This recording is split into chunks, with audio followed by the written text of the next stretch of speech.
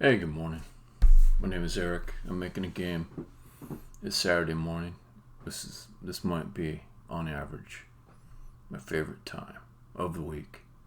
Saturday morning, safely insulated from the obligations of the day job. A good 40 hours stretching out before I have to go back to work at the day job. Not that the day job's so bad, but the me job, that's the one I love, and it's making this game. And I'm always just like thinking, whatever I'm doing, could I just maybe instead be working on my game instead? That would be a better thing. And here I am with lots of time in front of me. Makes me happy every week. Unfailingly. So I'm going to start the stream with a demo, as I'm prone to do. And boy, there's a lot of clutter coming up around me. Let me move some of that off there. Okay. First off, I'll say this level has got some problems with it. And I had that kind of gross feeling I get when there was something I thought was going to be really cool, and then the cognitive dissonance kicks in, and I was, maybe it's not that cool. No, it'll be cool. There's a few things about it that are not cool.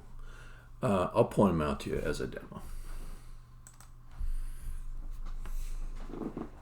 I think it's all fixable. We'll see, but I'm not above figuring out the worst thing and just doing something entirely different to avoid it. What am I saying? I'm not above like throwing out some ideas I had earlier if they are a contributor to it not being fun.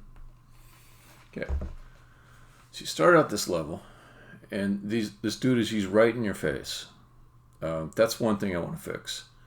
I just want him to be back a little bit so you walk up to him, and then he'll say something. It's not in there yet with the story, but he'll say something like, we're here to protect you, just follow the laws, stay off the lawn. Stay off the sacred lawns. Yeah. The frame rate. Now, I don't even bother to look at it. I can just feel it. I can feel it. I can see it. It's subtle, but I know it went down.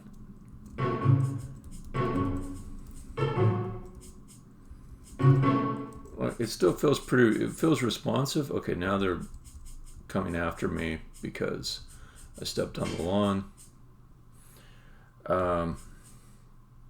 But I can see it. So let's go ahead and put the stats up. 18. Yeah, that seems about right. So I rarely look at the frame rate stats. I can always tell. Hey, Ninja. I can always tell when it's dropping a little bit, getting into 20 frames. Yeah, this is my Saturday morning. No day job, so I just start in at earlier time. And what I've been doing is whenever I detect that, then I'll make corrections. It'll feel normal again. And then I get another boost when I just make a player build. So for now, that seems to be okay without just religiously monitoring the frame rate all the time. I can just see it. I can just feel it, So, I mean, I know the difference between 20 and 40 frame rates by just looking at it. And if I'm 40 and up, I'm feeling pretty good. I'm not like one of these people that just demands. It's got to run at 60. It's on somebody's hardware. It will. I think I'm doing okay with that. All right. So then you come up here. It's a pretty good view. I do like the fog kicking in. The fog is just adding a hint of low contrast down at the bottom. That's about right.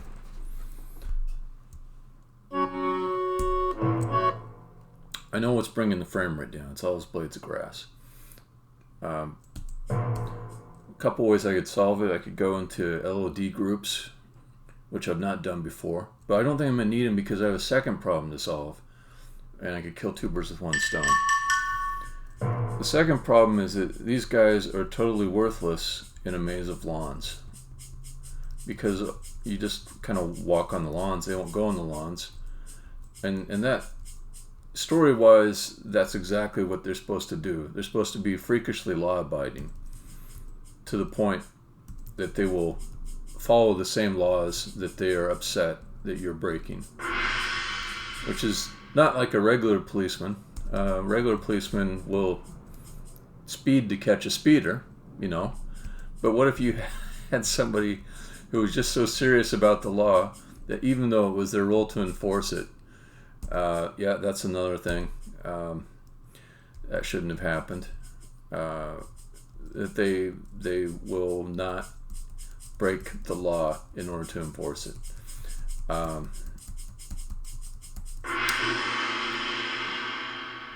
So I'm not quite sure what the reason is for that. I think it might be, I don't know. I'll have to look in that a little bit. I also need to put an egg for the enemies to pop out of, and I'll put it on the other side. But I'm thinking killing 2 birds with 1 stone, going back to that, I'll simply remove most of this grass and keep some that's a little bit decorative, and the rest of it I'll make into a regular wall maze, and that will actually be more tricky for you to get through. Right now you just walk under some grass and they can't get you. And on another level, that would be good if I had specifically designed the level around that invulnerability of you being on the grass. But for this level, it's not really working. And just the sheer count of blades of grass is making my frame rate go down quite a bit.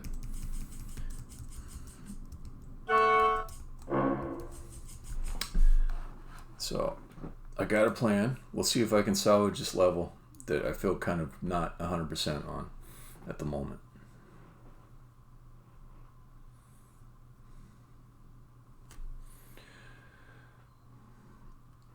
Have you done an LOD yet?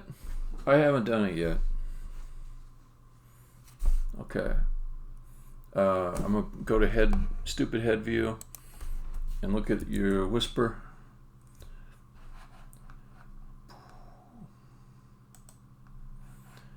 Yeah, you're probably in the same boat as me.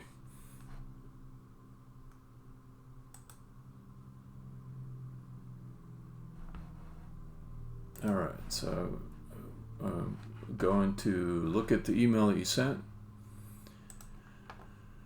And let's see.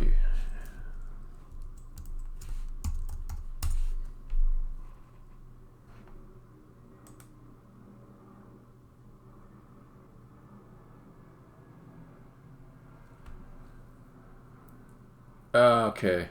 Yeah. Okay, noted. I'm not going to say it out loud because it'll make people like maybe go back and yeah. Yeah, good call. I'll probably just take down that particular thing. But I don't want to say anything more about it. Thank you. Gotta be careful with that stuff. Yeah, the LOD, I started looking into it, and it looked like a tangent I didn't want to go down unless I really needed to. But I can see how it'd be useful. And it does look like one of the things that, as much as I gripe about Unity being terrible at times, it looks like one of the things that you get an engine for, LOD. Whereas at other times I feel like Unity is just sort of a glorified wrapper for OpenGL. And everything I use that's built into the engine ends up making me upset and like writing my own version. And then in the end I'm like, why am I using Unity? But LOD actually seems pretty sophisticated. If it works well, then it's the kind of feature that is worth having an engine for some people. Maybe me, if I end up using it.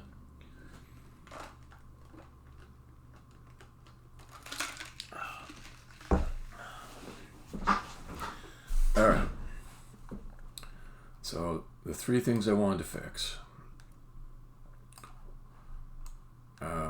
First one, pretty easy. Make a egg up here. That will be for the beards, which are those little black dudes that run around and mess with you.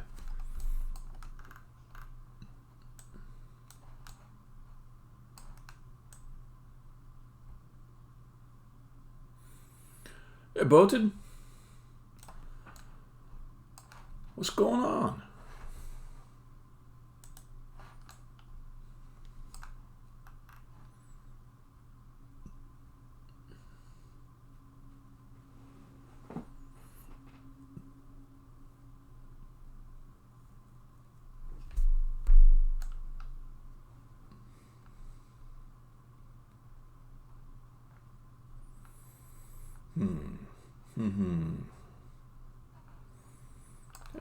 Maybe I'll keep the central path. No, I kind of like making the player have to go around it instead of going straight up. That's fine. Okay, then those guys will be reborn when they die. The other thing is, I thought this egg ought to be back just a little bit from this dude so you could walk up to him and see what's up. So let me do that. I'll just hide the roof so it's easier for me to work with this whole thing.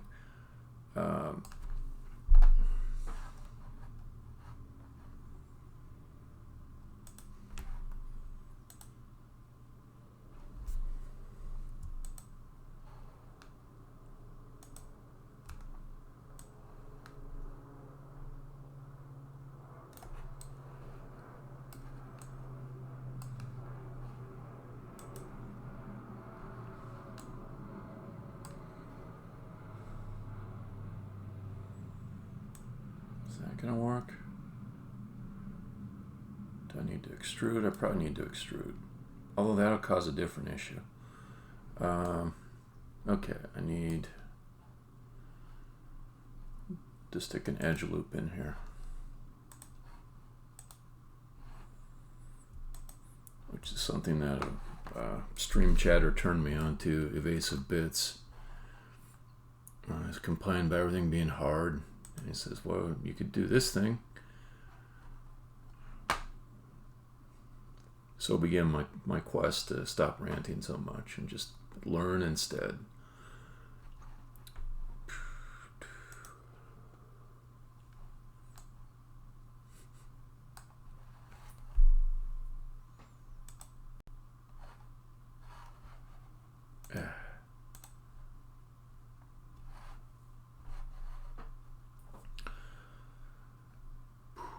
There's also some kind of thing like with your brain structure.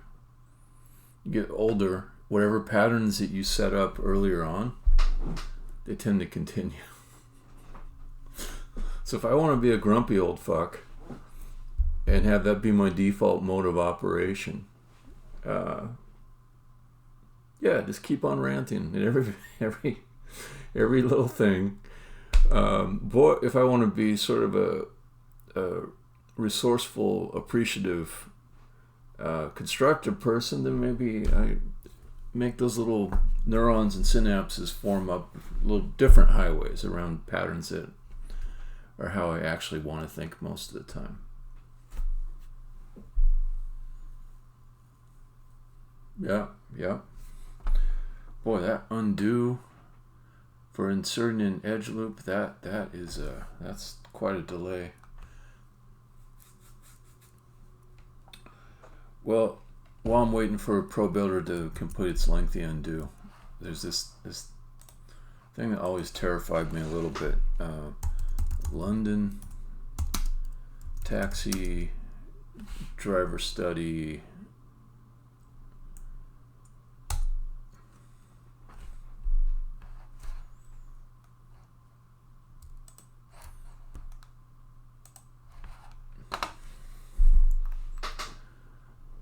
So it's not, this is necessarily a bad thing that all these taxi drivers' brains changed in predictable ways based on their job. And it might suit them even personally to have this thing about themselves that, you know, they've got better memory centers in their brains and all that. But the basic thing that freaked me out a little bit is like their job, this thing that maybe not all of them chose, changed their brain. So it just made me start thinking, like, all the things we do again and again, they're setting up patterns in our brains, you know? So like if you've got a job as an accountant and you don't like working with numbers, you're paying a cost not just in the time on the job, but in how your brain is shaped. It's changing you into a different person. And hopefully that person is what you want to be, but if it's not, that's an extra cost to having so much time spent doing something you don't want to do. It doesn't give you enjoyment. A lot of things I say are kind of profound, not actually profound.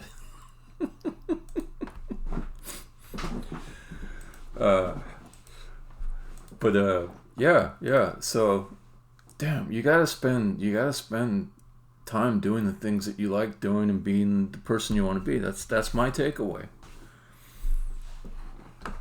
So I definitely don't want to spend a lot of time being unhappy about, you know, the stupidity of other people. So don't want to make myself into that kind of machine. So yeah. All right. So I think the first way I started out to do this was maybe not the best. So let me do it a slightly different way.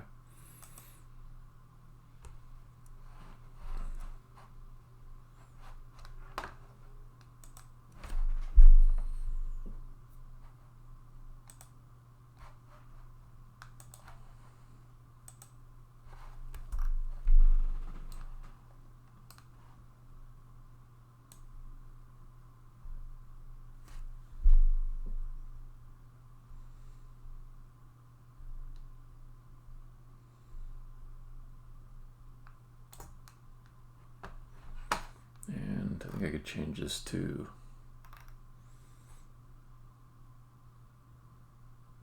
floor decorator. Is that what I want?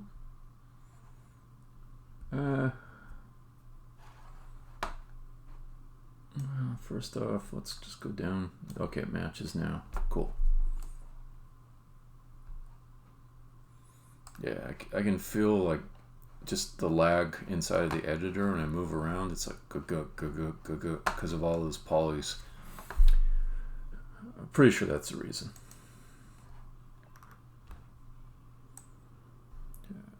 And let's pull this guy in.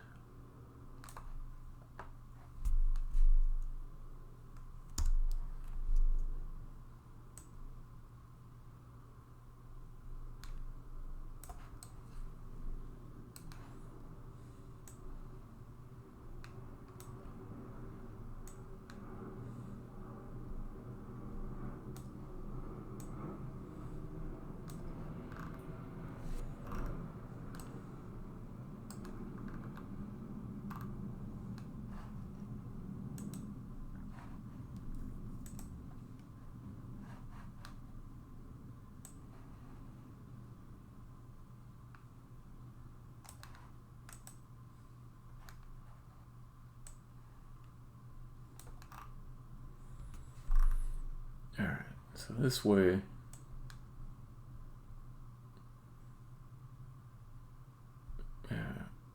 way, the player walks up on this character over here.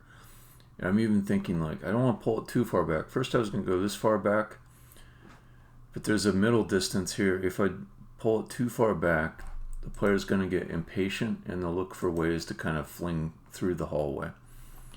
But if it's just a little bit back, they'll walk a little bit. The dude can start talking. And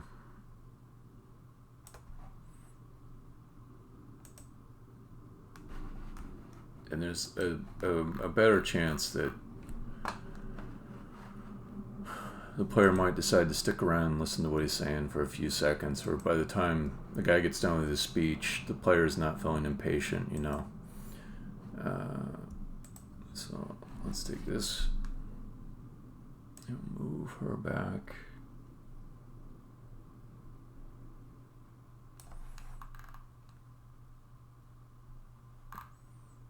Oh, chomp, chomp, chomp. Oh man, that's bad. I gotta get rid of some grass. Now, in my personal life, I am a bit of an enemy of lawns. Mainly for myself, but I think they're also kind of silly bits of misery for people that decide they're going to maintain them. It's particularly gross when, kinda. So I bought a house and I moved into it, and one of my first actions, taken within the first couple of weeks after getting in, was I ripped out my lawn and replaced it with rocks. And I've never been more vindicated. Never been more vindicated. It was beautiful. The people who put the lawn in, they did a terrible job on it. It was like floating around whenever it rained. It was like looking at like a toupee that a cat chewed up. You know, just this lawn just floating around like it wasn't attached to anything.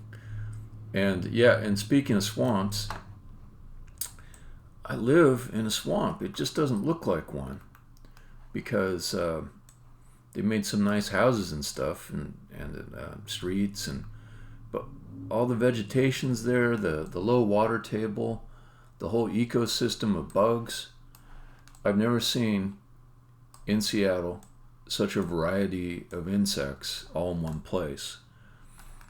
And me just getting rid of my dumbass lawn, which would have extracted a toll on me in other ways, cut down on all the stupid insects.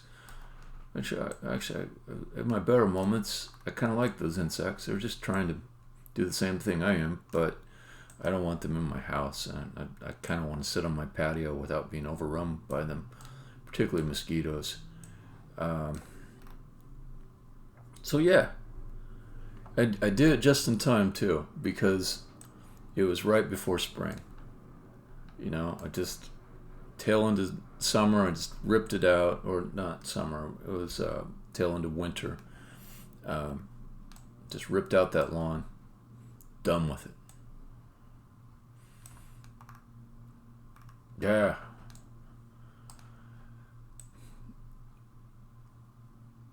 Midges, they sound pleasant.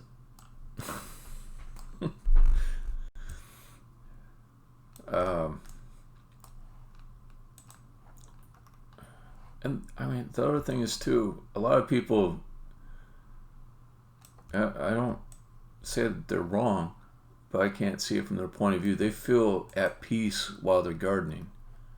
I feel at war when I'm gardening, because I see like all those little critters crawling around the ground.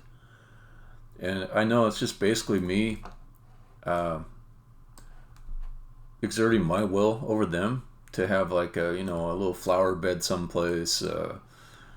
And I just like look at the ground, just like underneath the lawn, and I see rivers of bugs, like just kind of like cities of bugs, you know?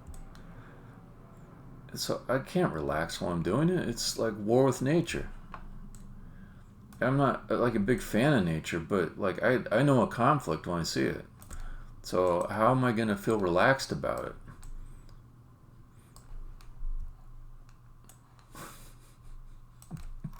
I am not a gardener. Tell you that.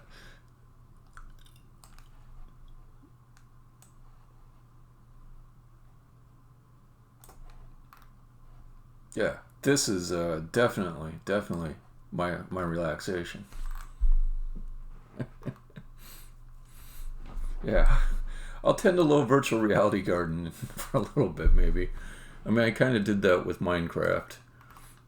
Spent some hours, you know, making things in Minecraft, and it's like, this is very repetitive work. It's kind of a meditation. It's not getting me anyplace useful. I'm not particularly proud of it. It's not making me skillful, but it is kind of nice and pleasant to just go fiddle around with rock and ore and spend hours just like setting up little systems to mine minerals, and it was that kind of job, you know, all that grinding in it. But yeah.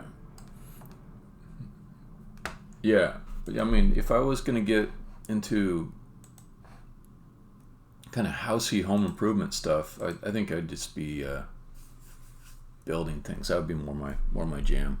And I probably will get back to some of that later. All right. So the lawns I want to keep. Let's keep this this little 5 in the middle. That'll give some focus to the message that the first guy gives when you pop up, where he says,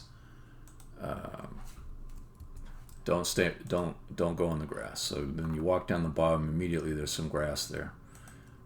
So we do want that. Okay.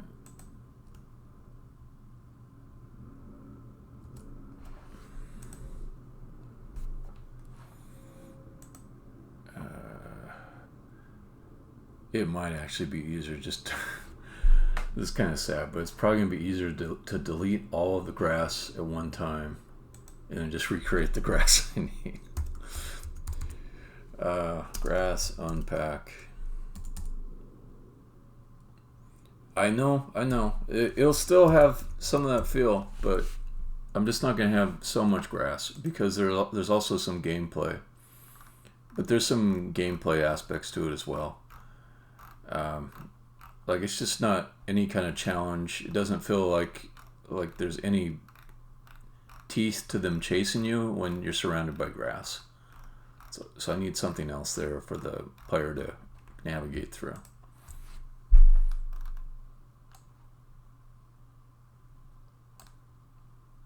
Let's see. Okay, maybe. Okay.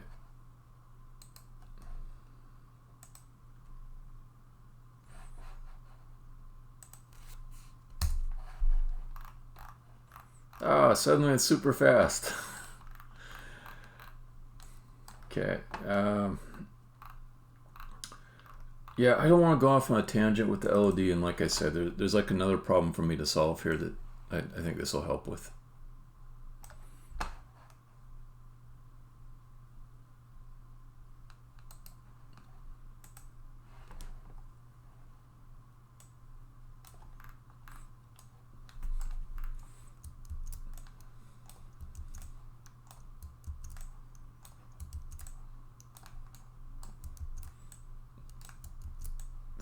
Does it sound a little like sour grapes? It's like, oh, I didn't want those grapes anyways. I didn't want them. Stupid grapes. I hate grapes.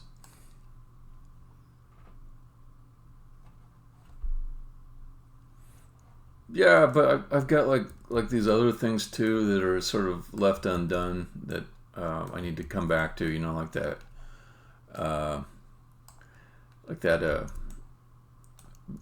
Tile shader, my stair behavior.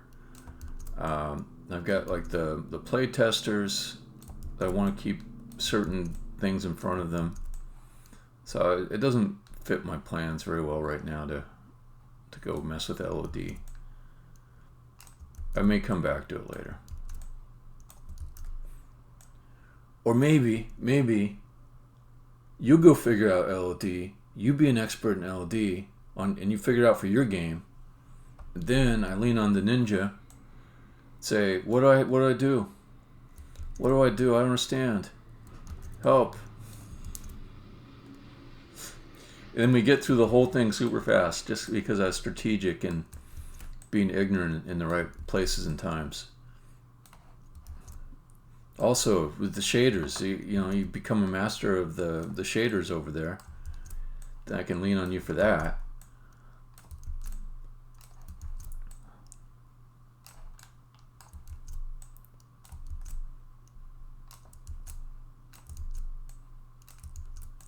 So this is a nice, inconvenient lawn in between you and where you want to go, giving you some incentive to just step right on it and piss off all those beards.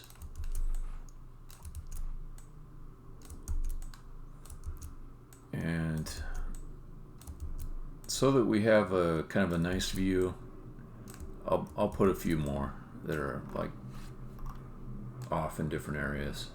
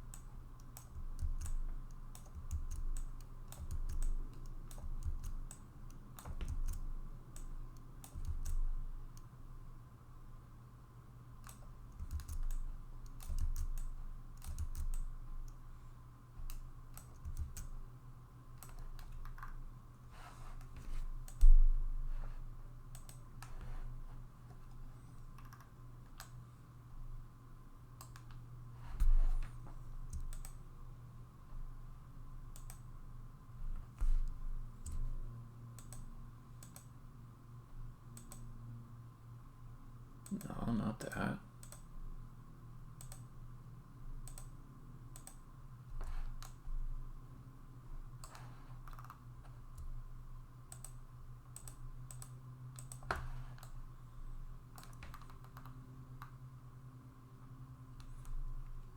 Okay, copy all those.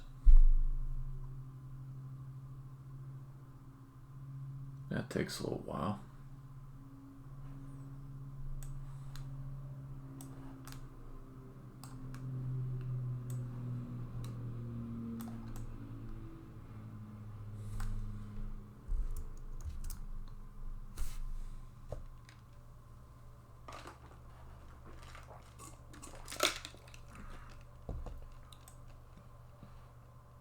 Oh, come on. Yeah, I think there's just a little auto tiling glitch there to fix it. It won't be that hard. Cool.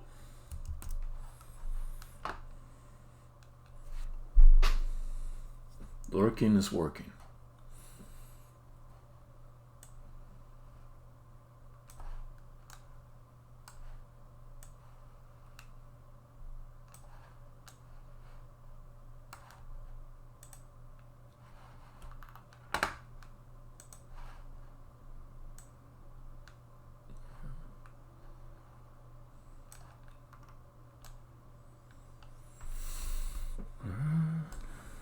Fix that guy up.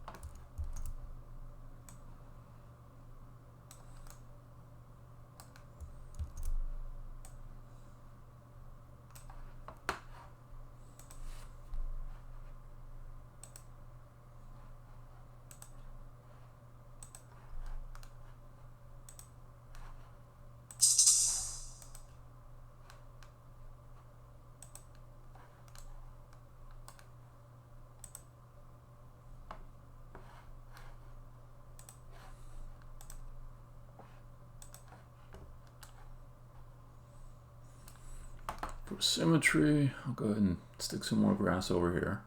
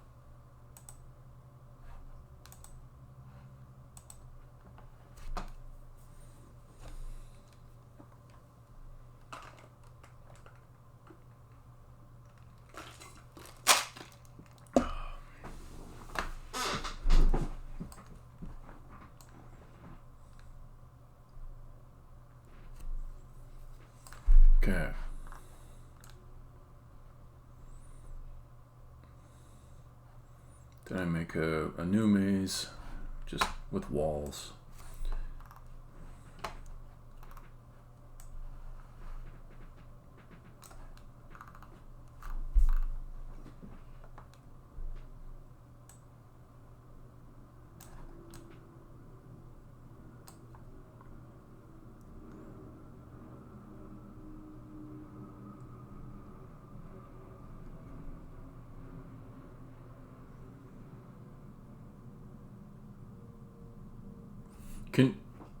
You sure? I'll take a look at it.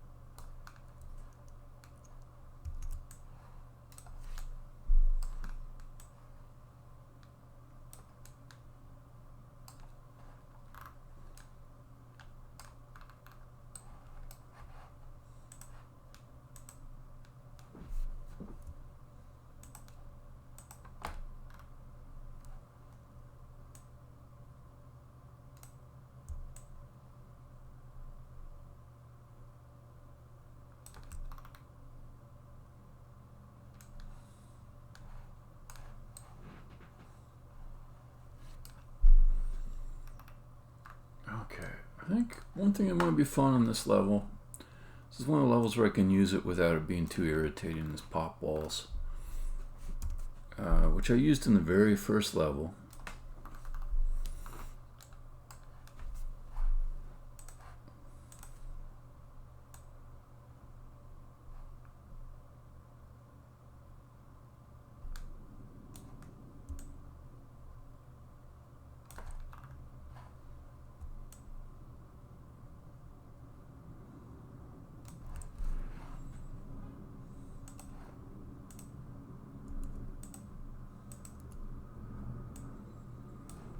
This is not really a puzzle level, this is just a playground level.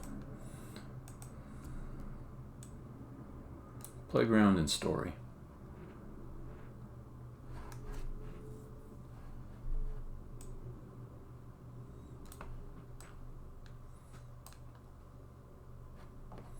I'm gonna be creating this again and again. Let's just make one kind of reusable thing.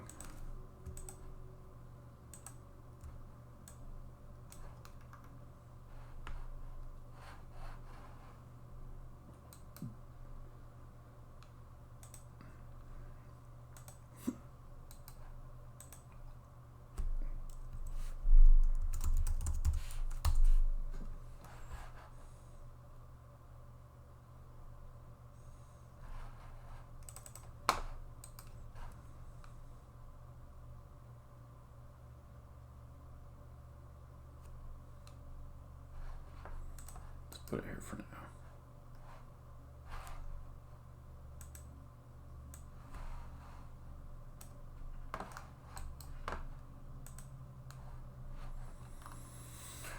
All right. Just copy these to a bunch of places.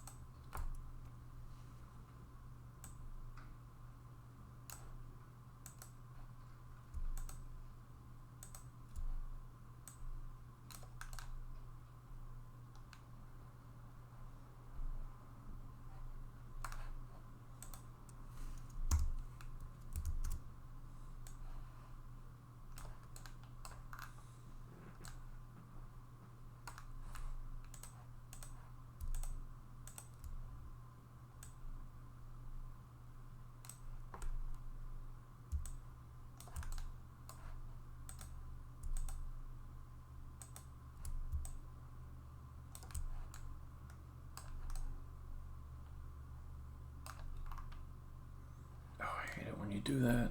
Stupid Pro Builder. Stupid Pro Builder.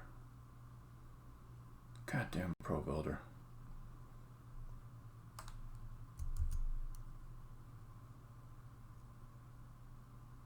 Yeah, why would you think that I wanted to change all of the copies at the same time? That's ridiculous.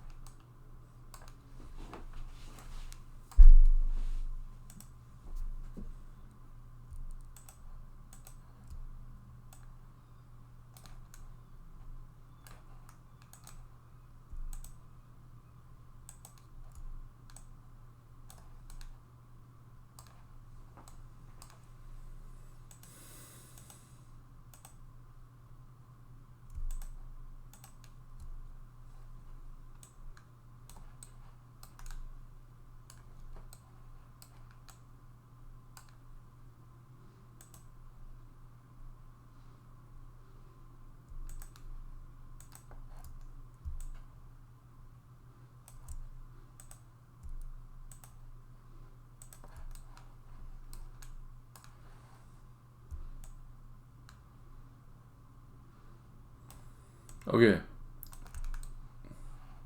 That was going to be my next question.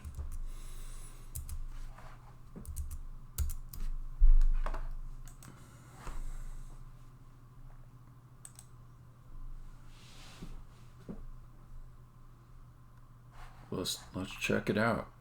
Thanks for putting this together.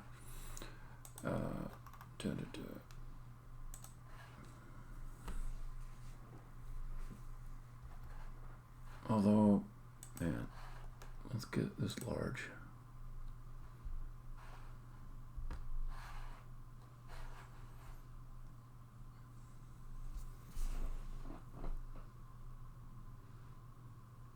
Okay.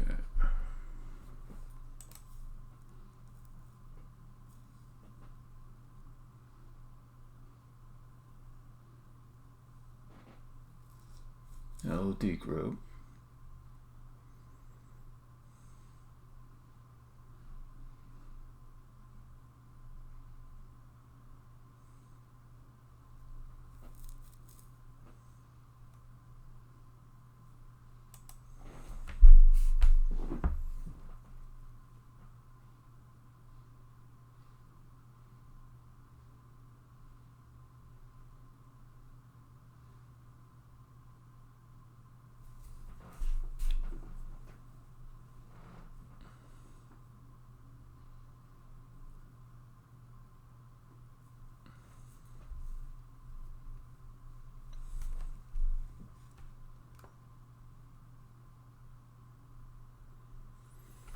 Okay, so I'm thinking about this. That would mean my individual prefabs, the 16 of them for the tiles, would have the LOD group component added to it. Then I guess I would make an alternative prefab for each one that would not have the grass blades and maybe have a different texture that sort of implied those little bits of light in it. And then I would drag those into like the LOD one or something like that. Yeah.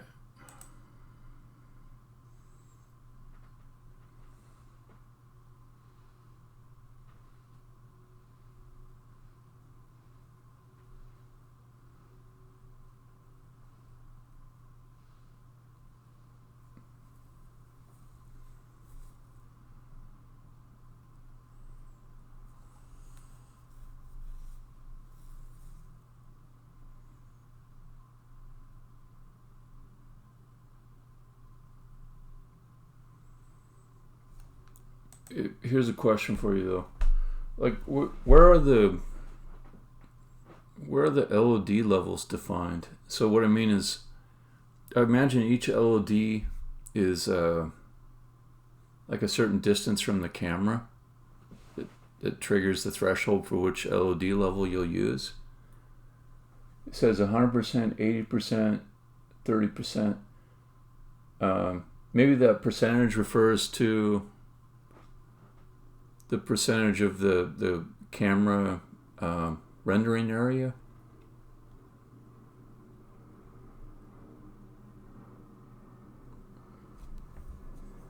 Okay, so there's some other place I could go to, and yeah, the clipping distance. Yeah, it seemed like that would be a sensible value for it to correspond to.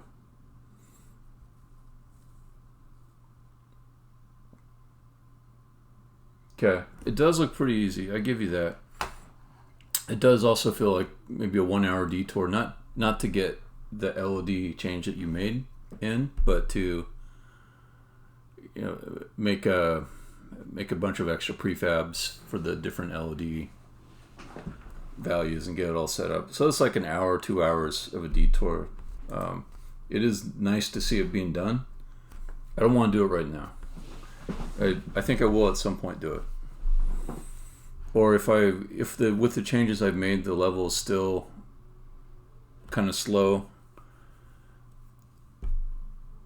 I know, but there's lots of things I can do to optimize. I have to be a little bit careful about what paths I go down.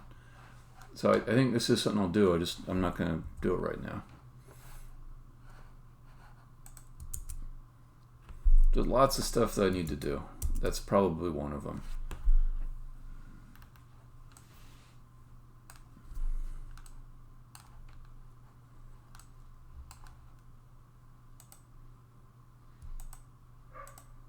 But you are right, it does look pretty easy.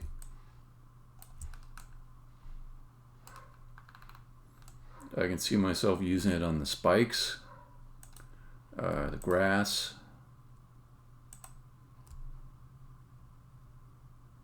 Yeah, I could be using it on like a bunch of stuff actually.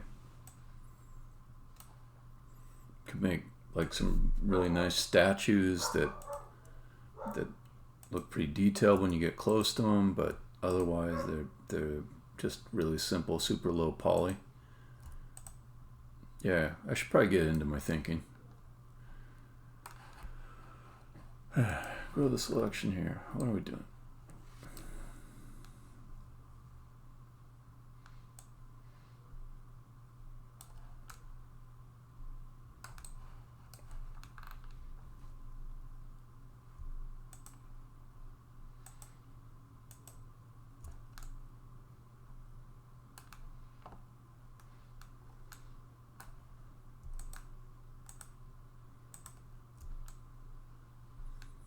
I think you're right, actually.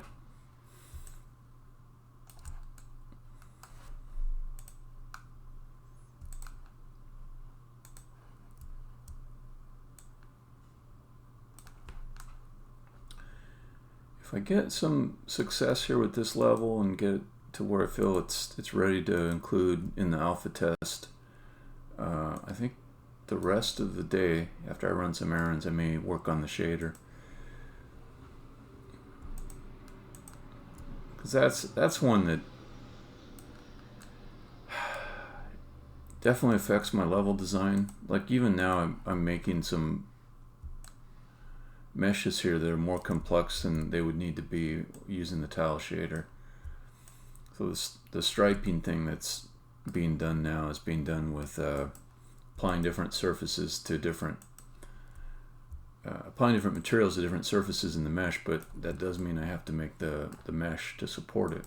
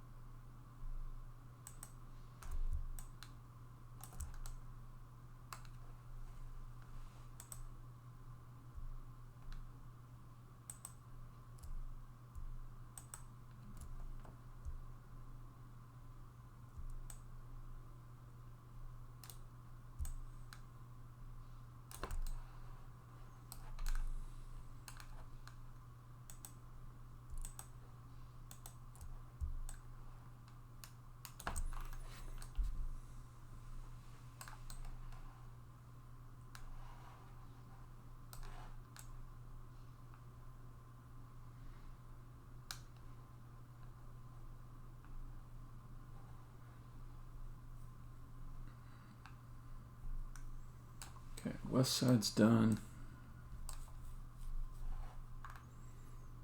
Let's do the east side.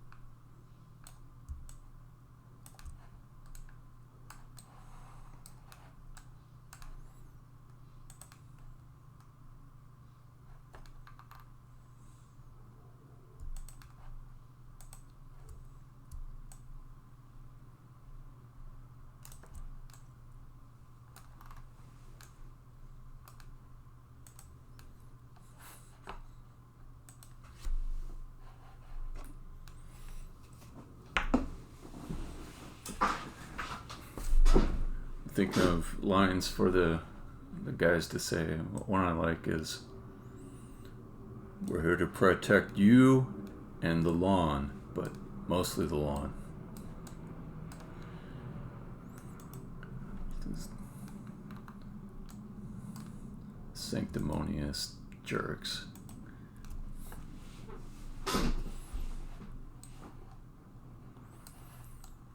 Which will end up being like combination of American cop and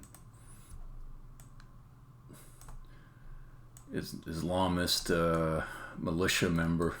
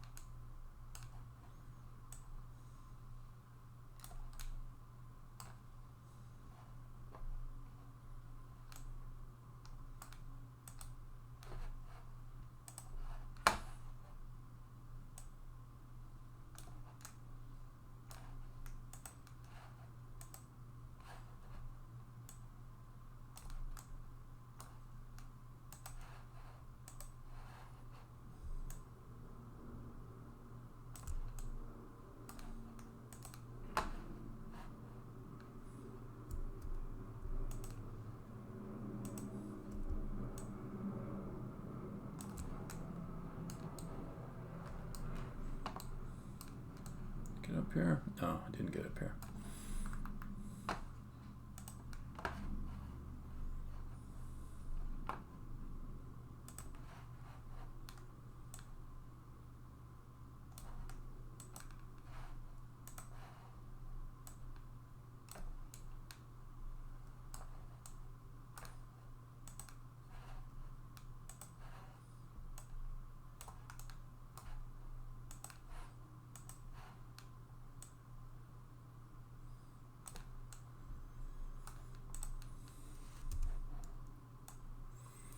So for pot balls to be a little more enjoyable, I have to, enjoyable or infuriating depending on your point of view, I have to set them up so that they block flinging, so that if you try to go straight in one direction, you end up running into a pop wall. Then they just pop up in front of you. If I have long avenues of uninterrupted space, then you'll just fly by them and nothing will really happen.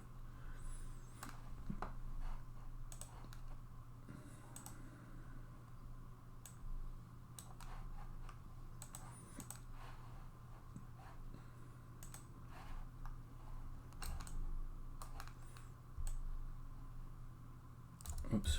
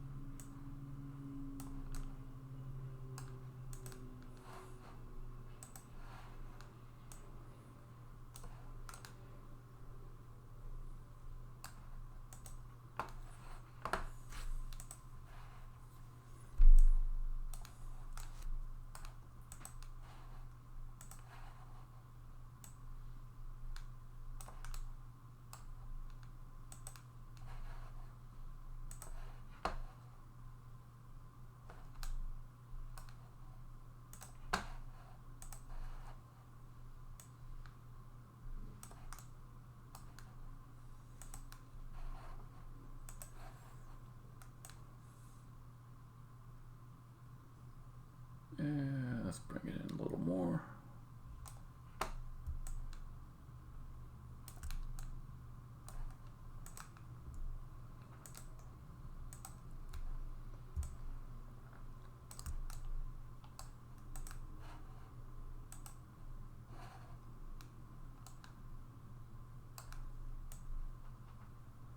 I'll stop.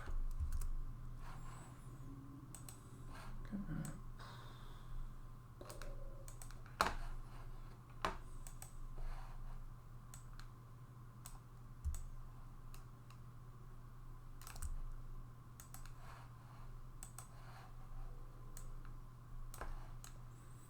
Yeah, these little elbows and corners, they help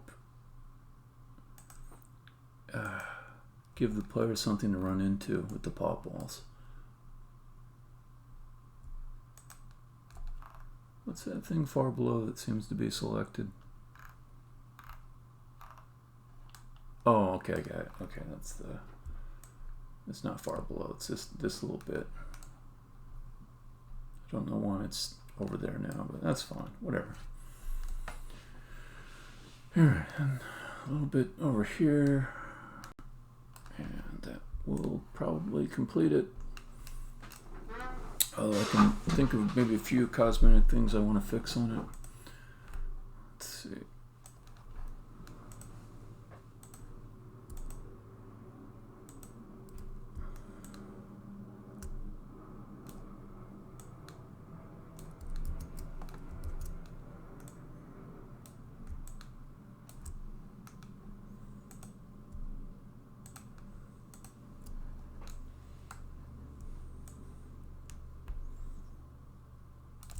Let's take a look.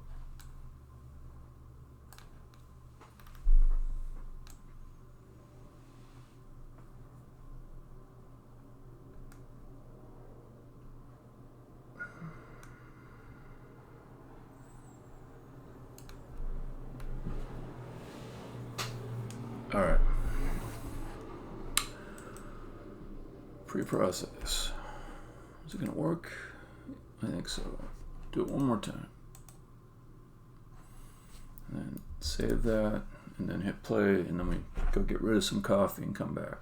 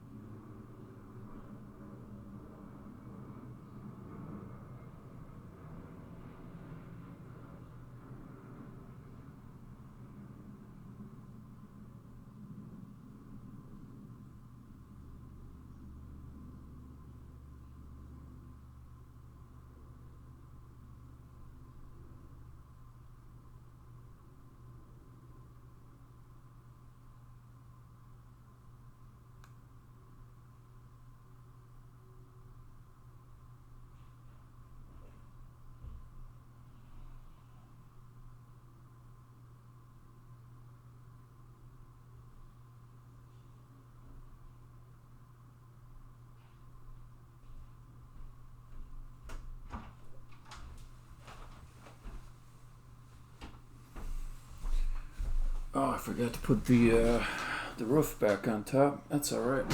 Let's see how it looks.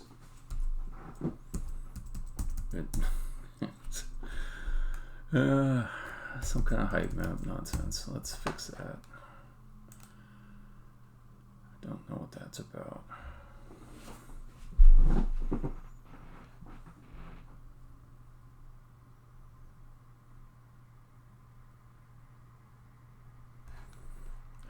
It looks like she's up. No, she wasn't. All right, let's see. I guess I'll spend the time to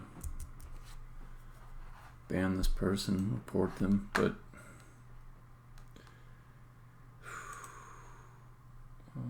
let's see.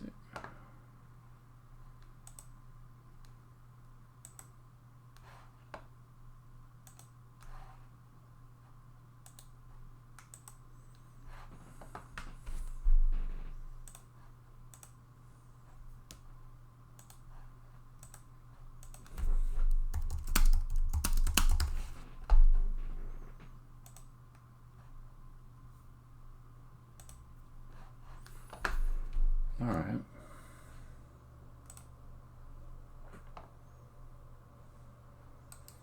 It'd also be nice if you could just delete their chat, but apparently it won't do that. So,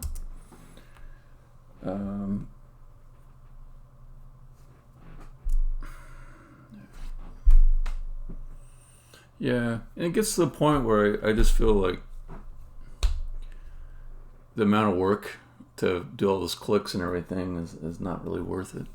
But because they're obviously, they've got some auto generation of accounts going on, and they've got some randomization of their message where they put in, like, alternate characters. It's just kind of typical stuff.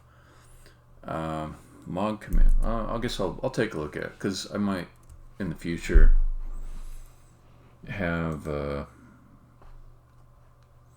somebody who's just like a legit irritating. Let's see, mod comments.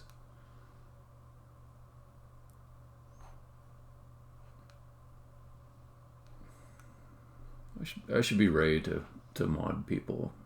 How do I do it?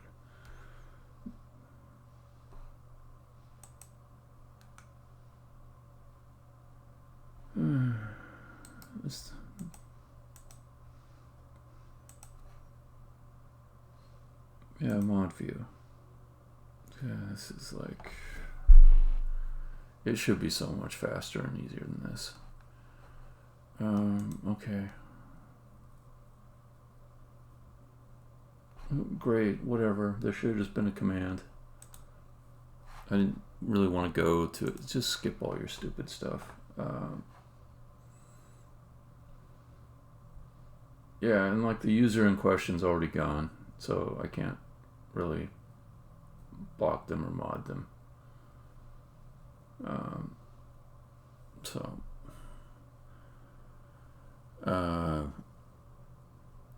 Okay.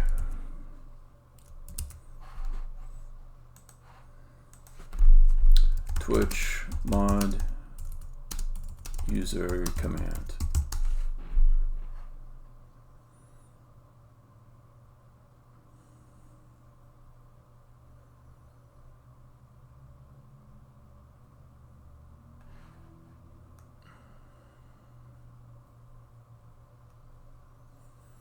Well, I mean, I already blocked the user. I think that's maybe the same thing as banning them.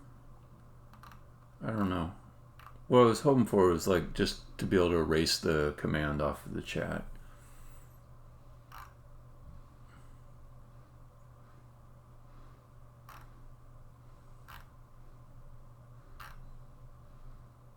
I don't know.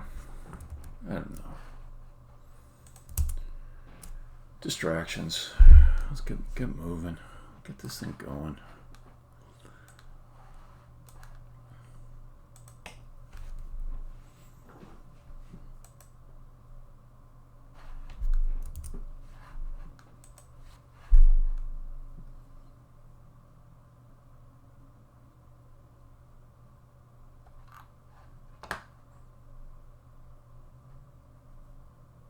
I think I'm like in mod view now, and now I can't really see the chats or the...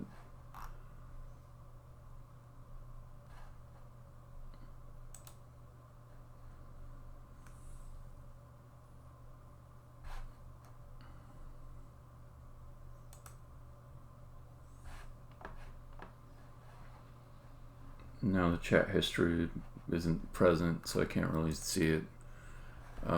Here, let me try typing my own dumb message. Okay, so say if I just want to trash can this, I don't see anything to trash can it. But yeah, so I can go to the individual user. Then there's some other stuff. It won't work for me because I'm like the person that owns the channel. I don't know. I'll play with it more later. Just rabbit holes. Kind of. I just want to get back to work.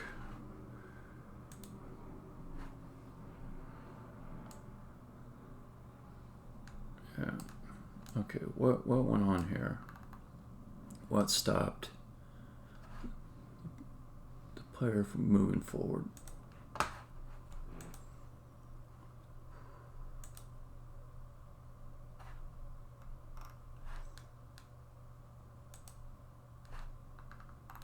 That looks healthy. I don't know why she was blocked.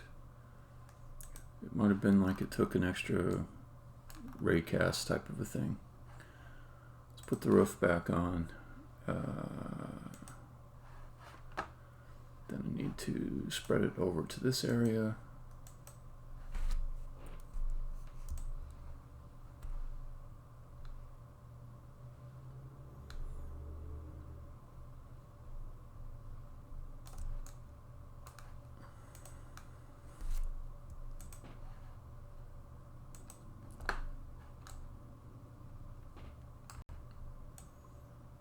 That in.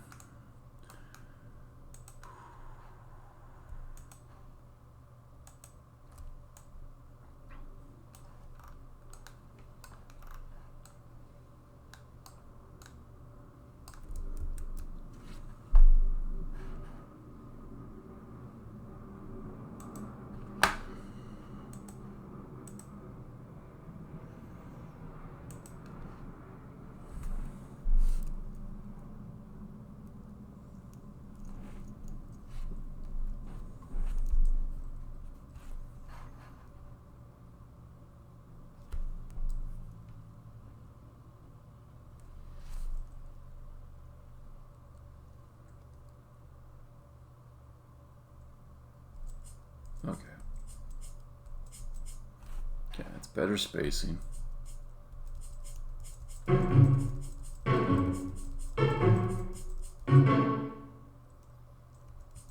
That's how it looks before the pop-up walls.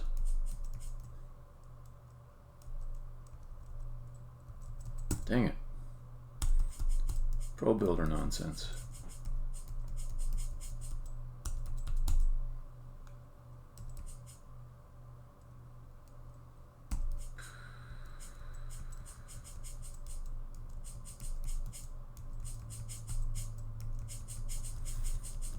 I'm realizing now I need to basically circumnavigate all of these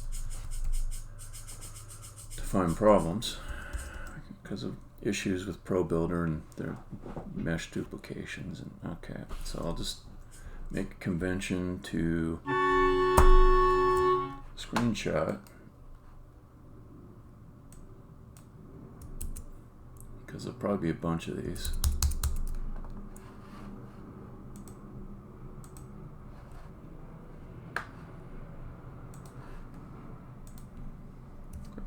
There's one.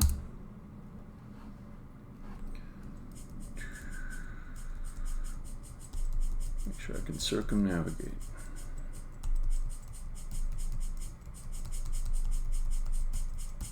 There's another one.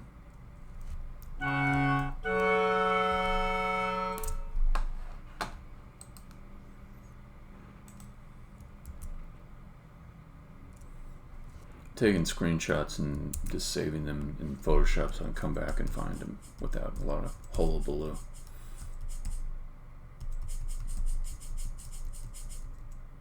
Okay, there's another one.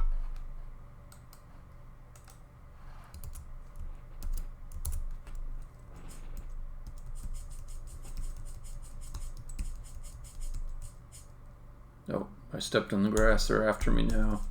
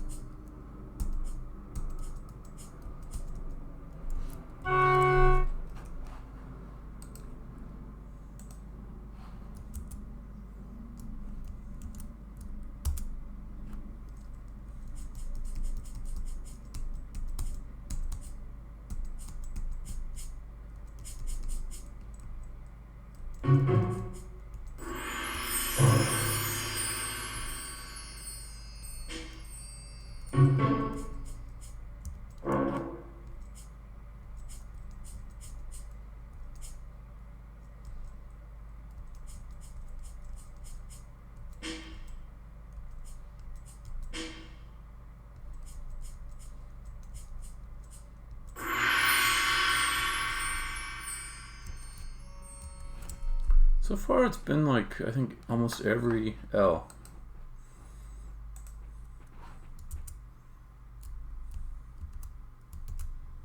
I might just have to redo all the L's. That might be the general thing.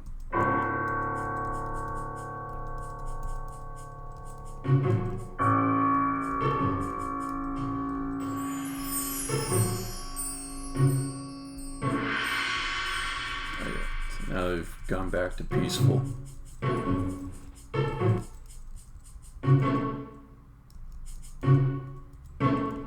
Yeah. You know what? I think I'll stop taking screenshots. It's basically every L.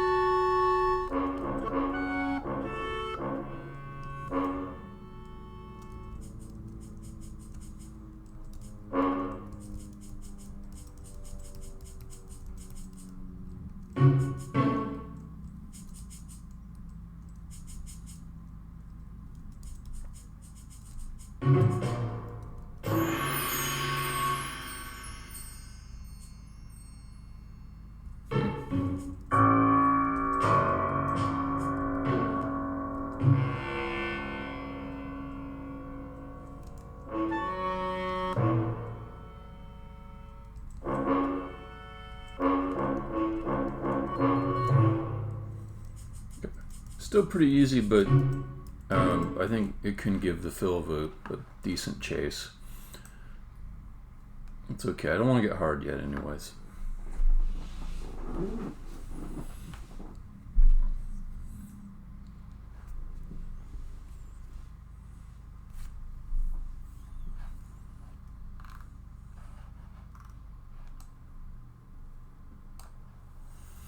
Yeah, I think I might switch these out for a different texture. The pop walls. It's not looking bad. The L's are all screwed. I'll fix the L's first. And I'm pretty sure the trick to it is just not duplicating one mesh and using it again. Also am noticing console errors. It's saying, yeah, this is going to have to do with the problems with the geometry being wrong.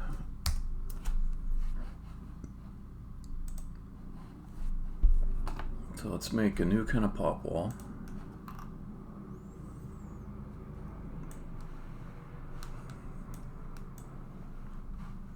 Come on.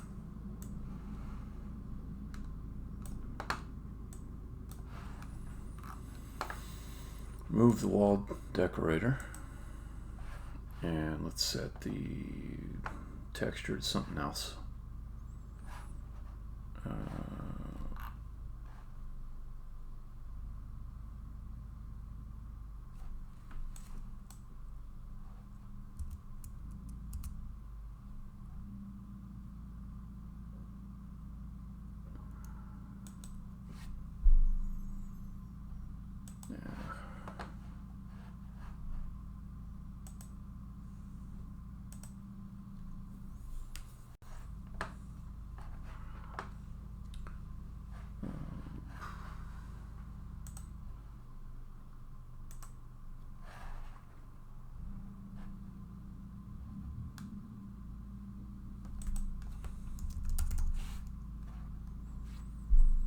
I use the shiny one?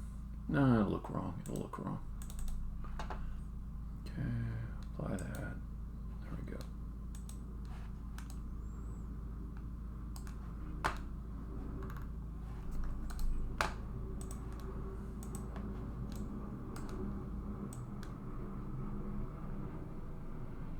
Let's go up. Let's see.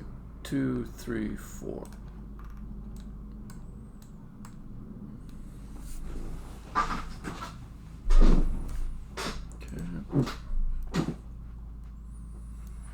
Prefab that.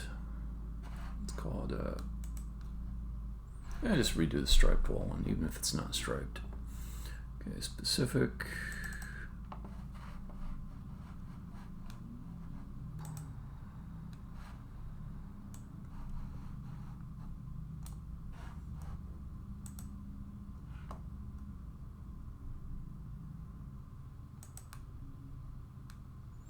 Okay.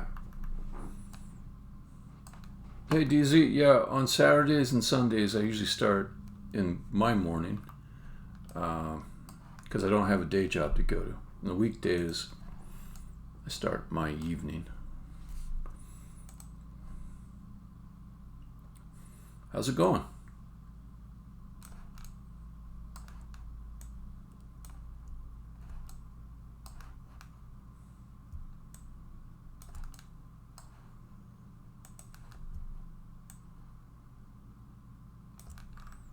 So this time I'm not going to duplicate. I will instead, oh look at that, that's kind of wacky. I will instead just drop a fresh instance each place. Boom. Oh. Well, sorry to hear that. Doesn't sound like you're getting any recreational value out of it either. I mean, you're fighting a migraine.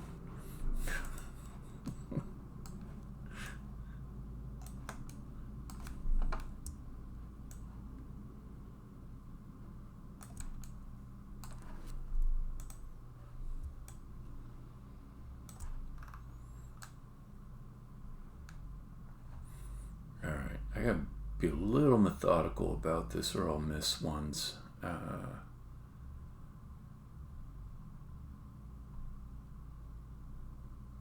So let's go scanline style. We'll go left to right and then down. So that one's good.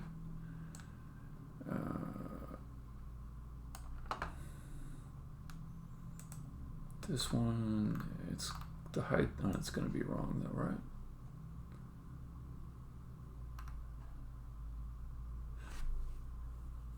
Huh. It's sort of like it. How did it do that?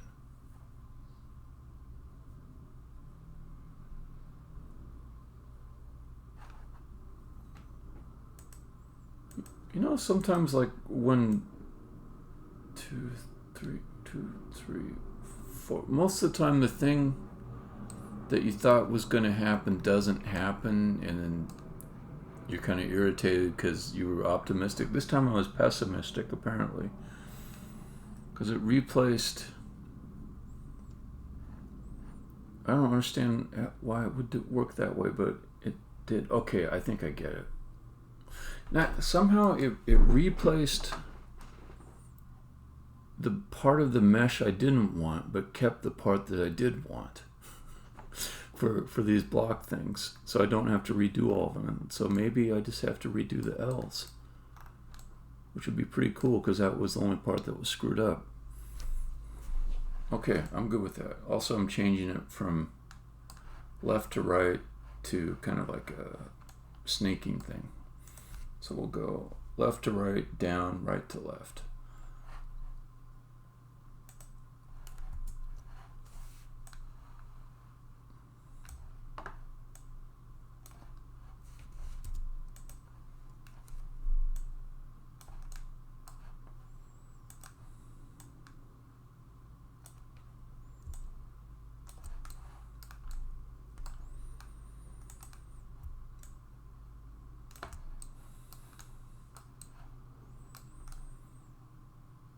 Try not to start screaming or anything, you know, because you're nursing that migraine. I don't want to mess you up. Happy little accidents, yeah. It's like a conspiracy to do something good for me.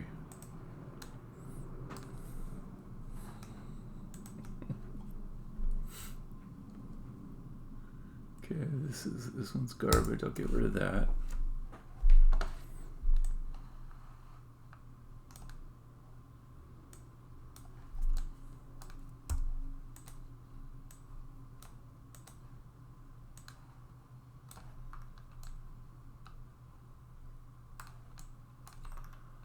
Alright, if it looks messed up, I'll fix it. If it doesn't look messed up, I'll try just leaving it alone. So.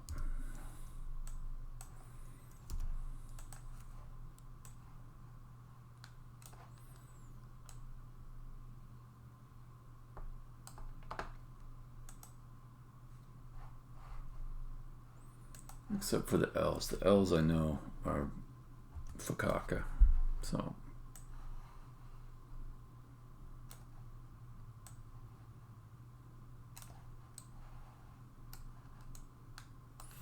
Hey, Drifter.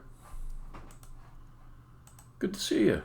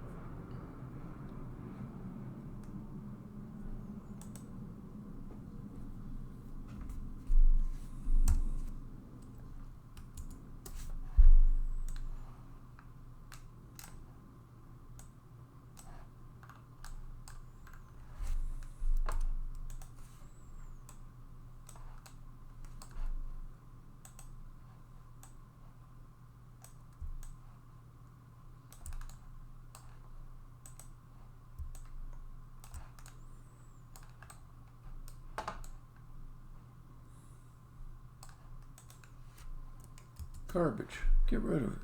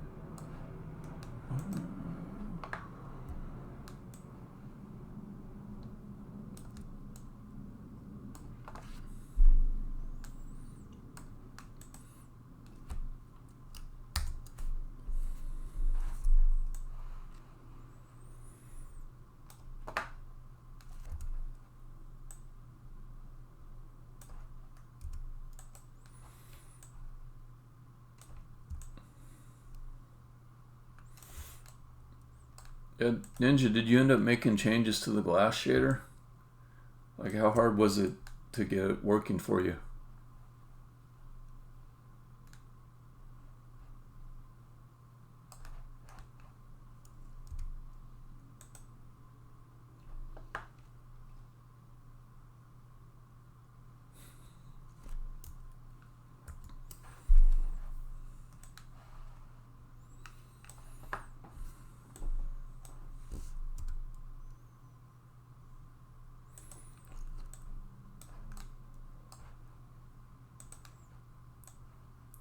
Yeah, I feel like a person, if they were working as a game developer professionally, they could do pretty well to specialize just in shaders.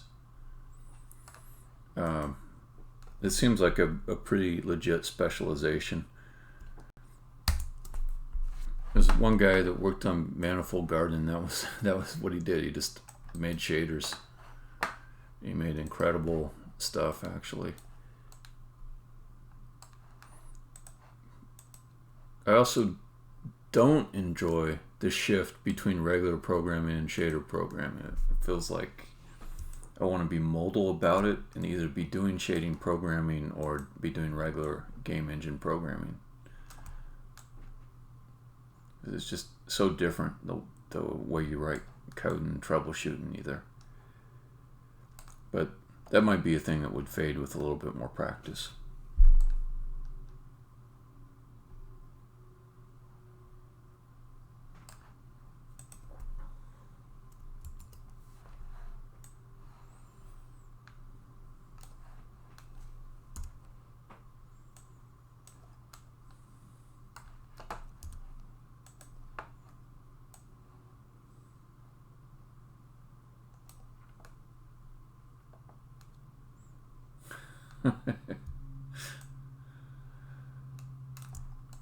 Yeah, I had some weird kind of exciting moments though with it when I was doing the outline shader, and then the thing that's so cool is just like you make a little change in the code and it's just instantly there, or it's not. Everything turns magenta and then you know you screwed up and then start over.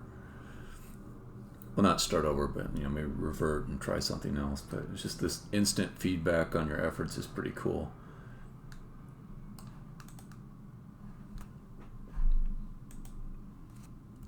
And I think Ninja showed me one technique which I need to use, which is some kind of buffer you write to put debug information in. Because there is no console log. There is no stepping through in the debugger.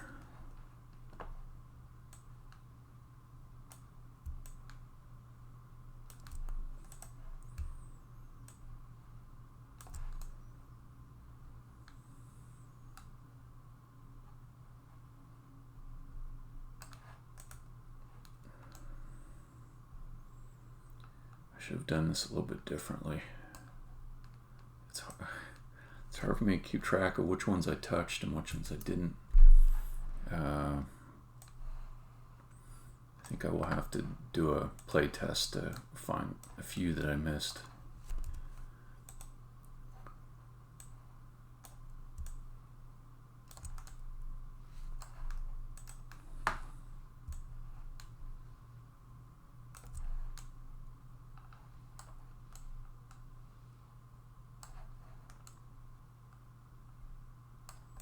That one's garbage.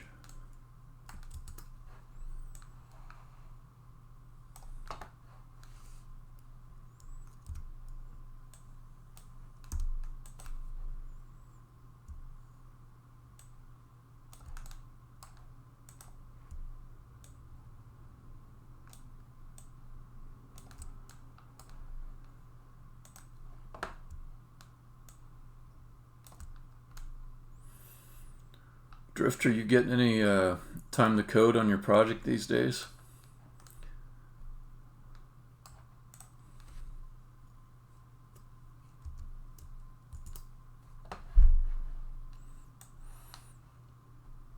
I might have asked you like right before you went off to the lurking mode or something else, but no big deal if that's the case.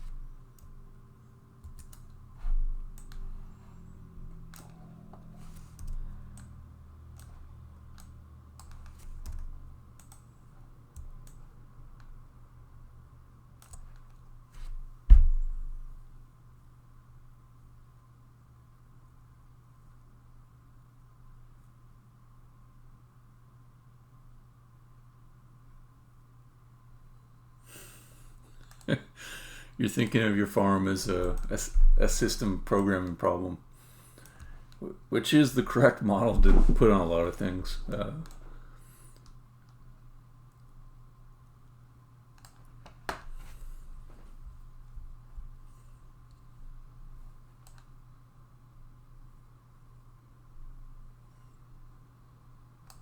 Yeah, I mean it's how I feel about politics. There's should be room for someone who's just simply a pragmatist to achieve certain goals, and they are just a power wonk. They figure out systems to do things correctly. I would vote for that person even if their ideology was like 50% not mine, you know, that kind of thing.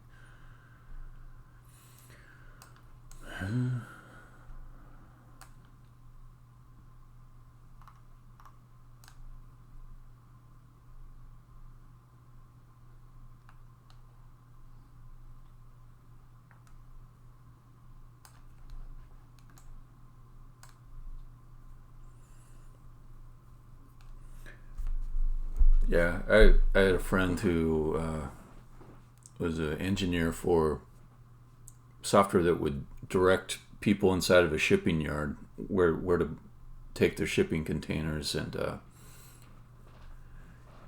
his office would overlook the port of Seattle.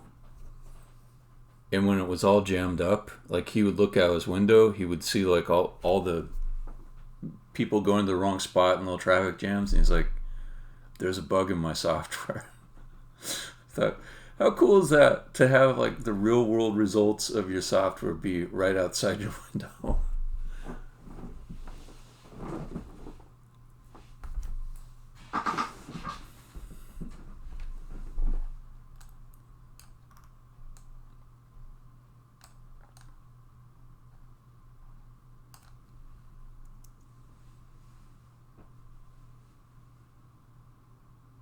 That's cool. That's kind of like the Star Trek Next Generation. Like you had to figure out where you were going, and it would send you off in the right direction to get to the room in the ship that you were going to. Yeah, that sounds like a fun project, actually. Spatial stuff in the real world. Fun projects.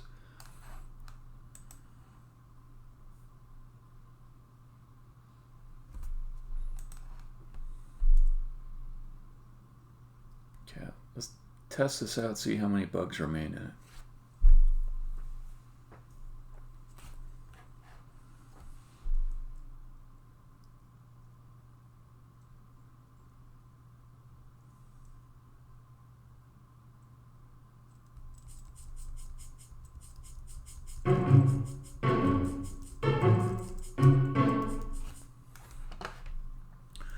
By the way, Ninja, when I took out those swaths of grass, it sped up again. So for sure that was it. All those polys. Okay, there's one.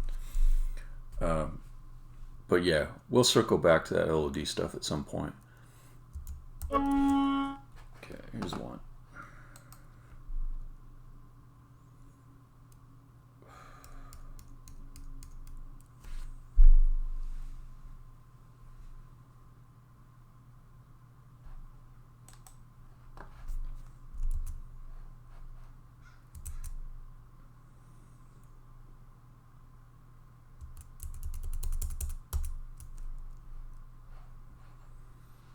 Yep. So if I understand it right, we would take each of those 16 prefab tiles, add the LOD group to it, and then create one extra version of each of those tiles. That is a low detail version. And your video was a pretty succinct tutorial for that. So yeah, thanks for that.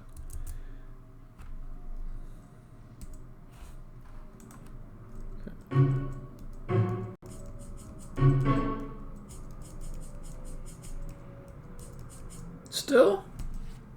Wow.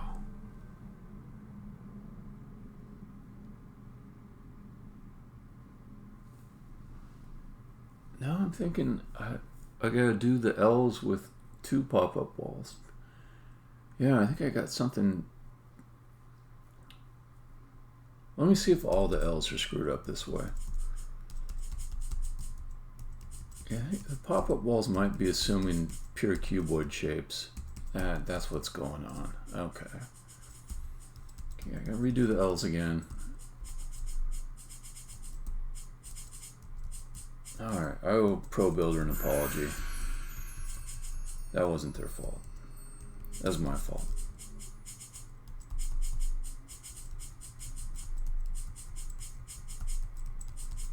Oh, now they're after me. I must have stepped on some grass.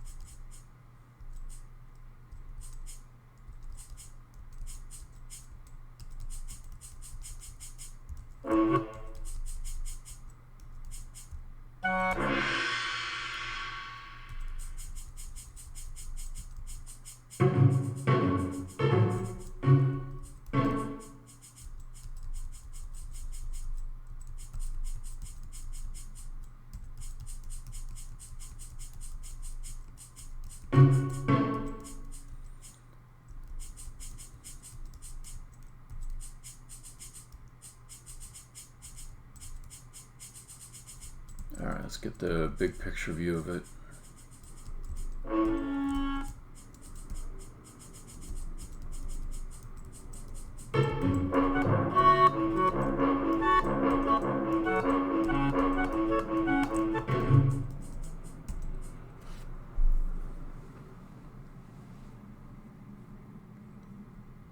Yeah, visually I like that better than the other tiles. Alright,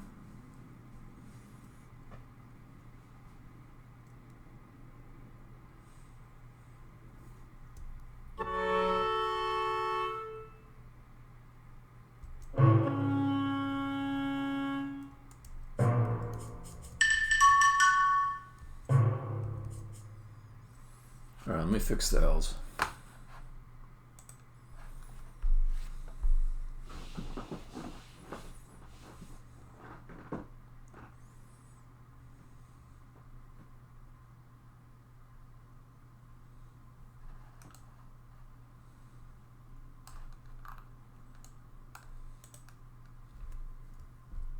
How'd my console do this time? No, there's still some nonsense there. But if I take out the L's and replace them with pairs of cuboids to make the L's, I think that'll fix it.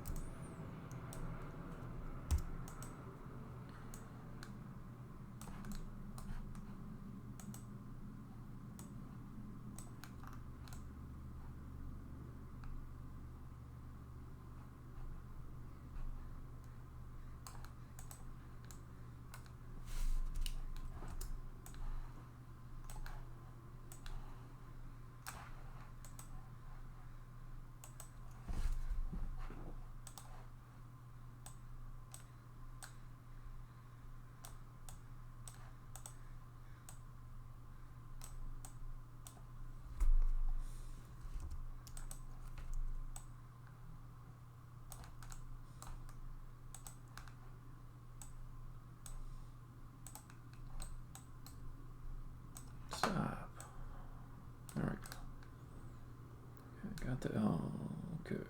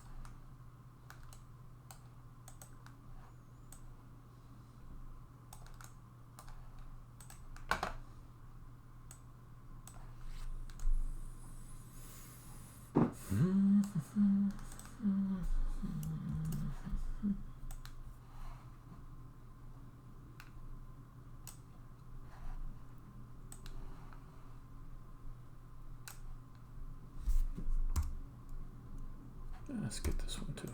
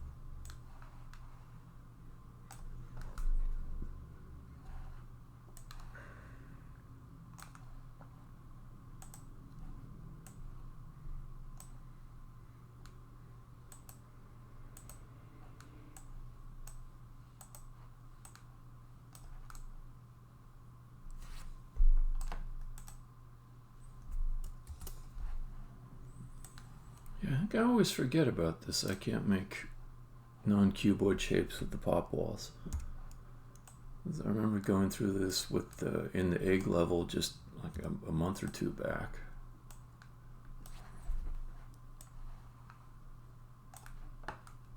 I guess I don't use pop walls that often because they're a type of game element that hides information, and mostly I want to show information, not have little tricks and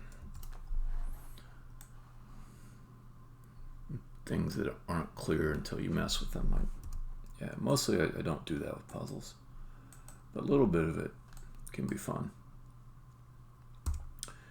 Had the same sensibility inside of Drawd. We had a few walls, like kind of like secret tunnel type walls, but even those we put a tell, like a way that if you just looked at the textures you'd see it was off a little bit, and then you'd say, aha, there's a secret right there, a secret passageway.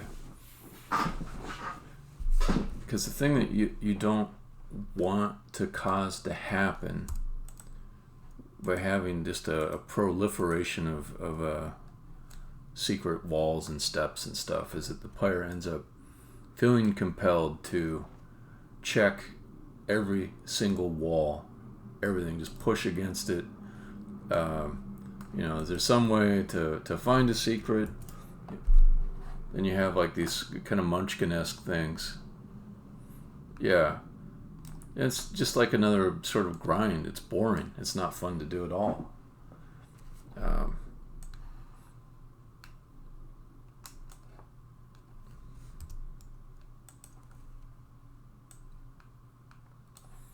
So I do have an ability to put like secret walls in, but my philosophy is either it shouldn't matter or it should be something where something else implies that a secret wall exists.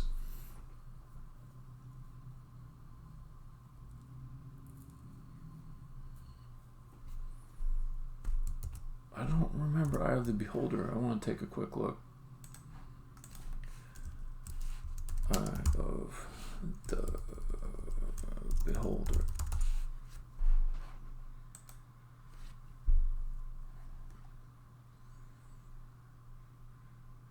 Oh, this is one. I think I probably played it one time, but I can picture it though. Yeah, you're like, could there be a secret wall there? Huh? Yeah, I guess I better throw a rock at it. Yeah, I remember like some roguelikes that I played where I was just kind of hitting every single wall, just in case.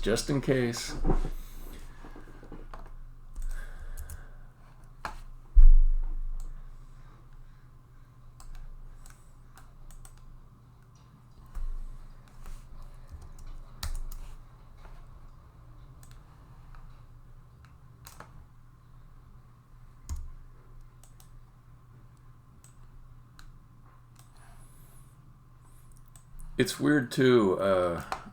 I don't think like people have really quite come to terms with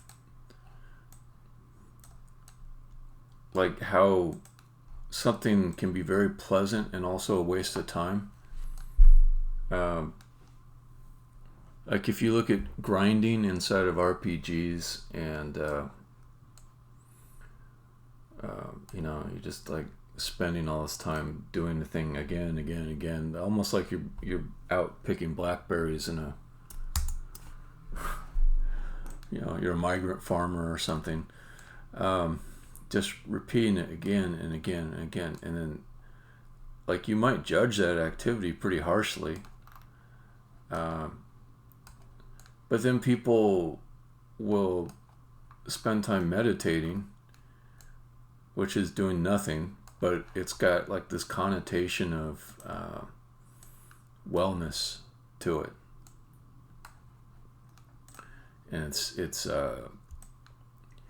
I'm not saying it's exactly the same thing, but it's kind of the same thing. It's like in the same class of meditation, these things you do with games where You just kind of repeat the same action in a mindless way. And it gives you like a little bit of peace.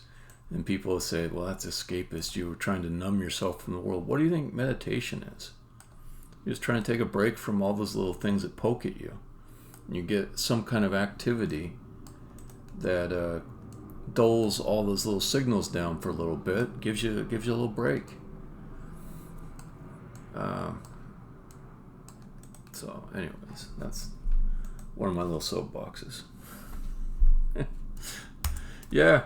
So if you got one person who is kind of tuning out for hours at a time to sort of dull the pain of their existence with a game, and you've got another person doing the same thing with excessive alcohol use, and I like alcohol, I'm not against alcohol, but the first person at least is not damaging their body. They might be wasting their time. They might be escaping too much, as could be the second. But yeah, the nickel slots, you're losing your money, but at a very slow rate, like a manageable rate. I think penny slots, nickel slots, they're great for somebody who wants, like me, who would go to Vegas and just say, I want to kind of suck up the atmosphere for a little bit.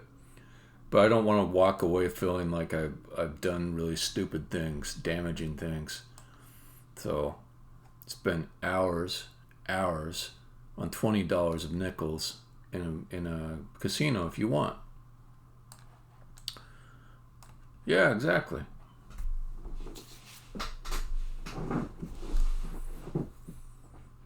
But the whole thing of ripping on people for mindless video games, I think it's there's got to be some room in your life for a few things that are mindless.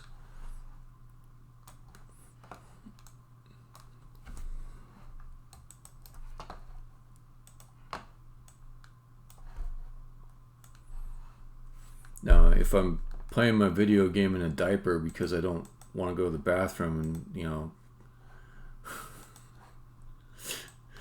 and my wife and children are long gone, and I've lost my job. There's an eviction notice posted on the door. Yeah, maybe I need to step away from that stupid game.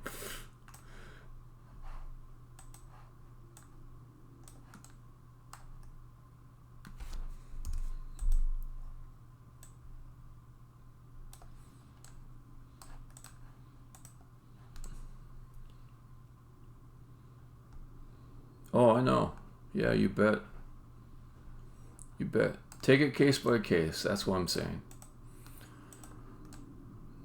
You don't want to just like blanket condemn all forms of kind of brainless game playing.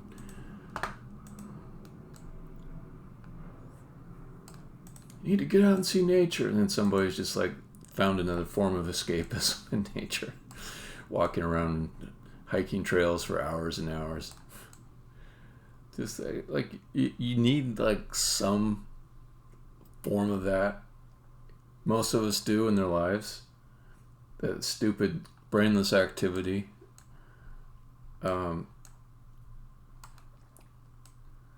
People just sitting watching a freaking baseball game. Man, it's the most kind of boring, mind-numbing thing for me. I'm not judging them though. I suppose it's not quite in the same class because there's like more emotion around the ups and downs of it. But I don't know. I think there's just a thing I see a lot with people. It's like, my thing is great, your thing I judge it. You should do my thing, you should not do your thing. Getting a little bit irritated with that sort of thinking. Alright, let's try this again.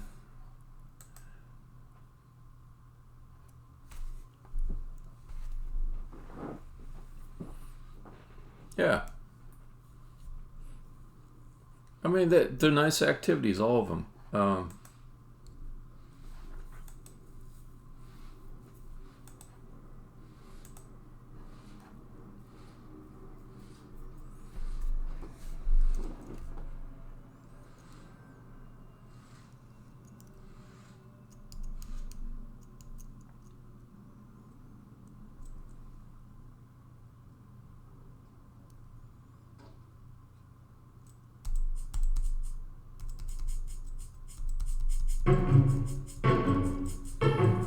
Alright. I'm done with these guys when I can circumnavigate them all. Okay, I missed one there.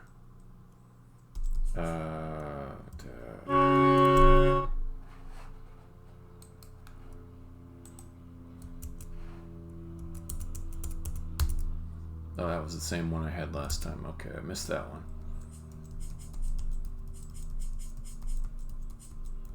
Okay, these ones are fine. I can now walk through the interior. There's a little gap there though, it's not quite fitting what I wanted. Wanted it just to be like a narrow corridor, not a 2x path.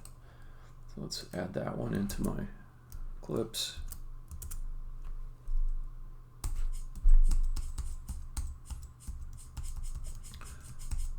Yeah, it's actually a real nice activity for when I'm just feeling like I want to work on the game, but I'm not maybe 100%.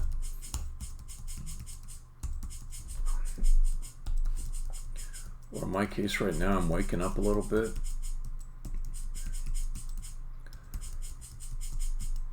It takes me like a few hours to get my brain to full 100% speed. Man, it might take me 4 hours. Because I don't start on this the first thing when I get up. I go grab some coffee and listen to podcasts for maybe an hour. Then I come back and I'm feeling kind of like, yeah, let's get into it. I usually don't pick the various hardest thing to start working on a Saturday or Sunday morning.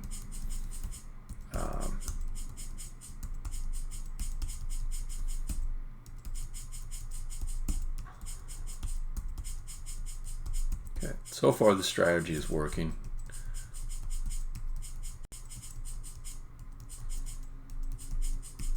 Yeah, it's a very easy maze. It's a Pac-Man maze, I call it, which where most decisions are inconsequential, except that there's other creatures moving inside of it if you piss them off and they're trying to get to you.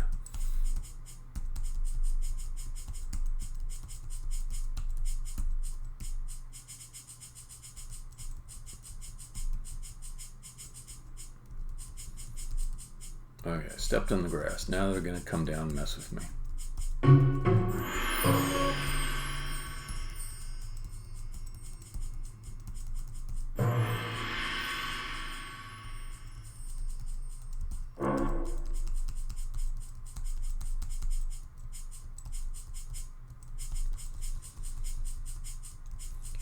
It's pretty easy to evade. It's okay, it's like the first time in a level where you get chased by these guys. So I meant for it to be easy. You're just supposed to learn. These guys can chase you. There's grass rules. And then there's a story motivation for why they're chasing you. Because they're sticklers for upholding the law.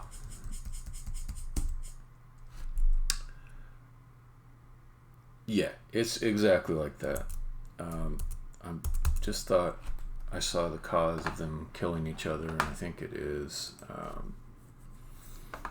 they're trampling. So let's see.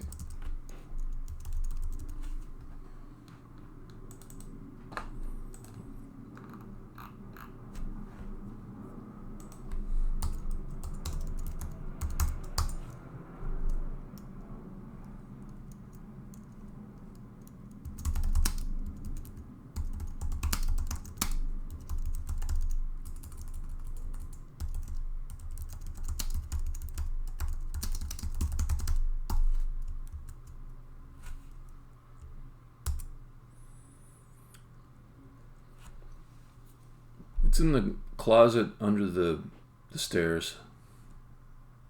That's where you put it. And you wrote with marker spare CPUs, but that side is facing away from the front. That's why you haven't found it yet. I'm just trying to help you out.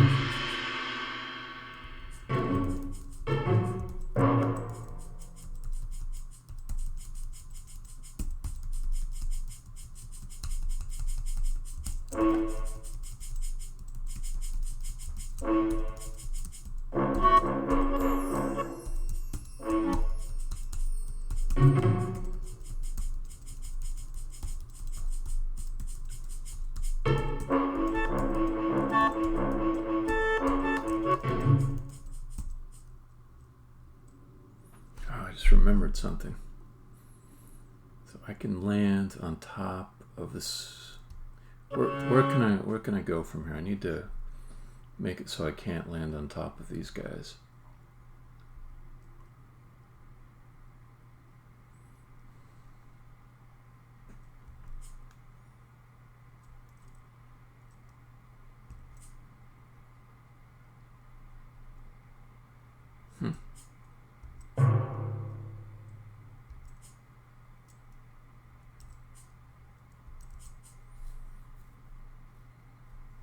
Okay, I'll do a little redesign under that. Alright, I'm pretty close on this.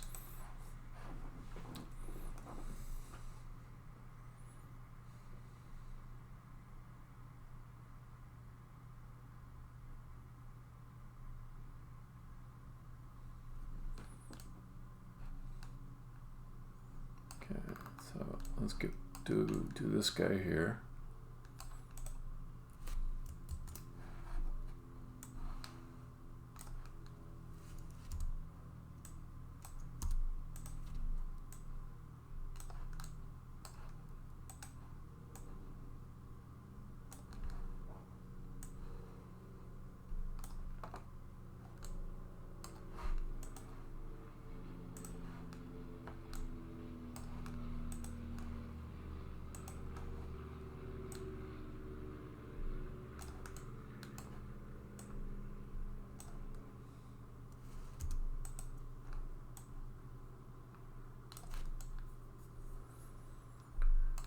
Okay, that one's fine. Okay.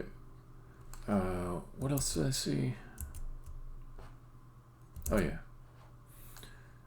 So here I don't want it to be a 2x corridor. But let me fix this guy first. The gist of it is I don't want you to be able to drop down on top of these. And so if I design around that,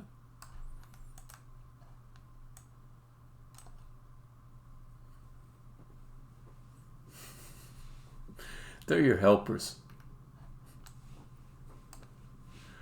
Hey, one's going, push her onto the train tracks. Push her on it. Push her on the train tracks. That one's going, no, don't do it. Don't do it, Drifter.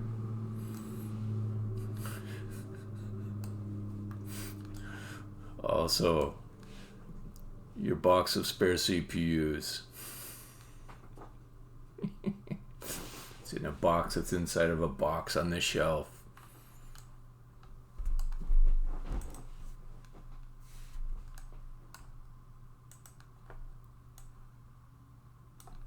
Okay, easiest way to plan this is if I make a shape that's exactly the same size as this guy. So let's just take this guy up.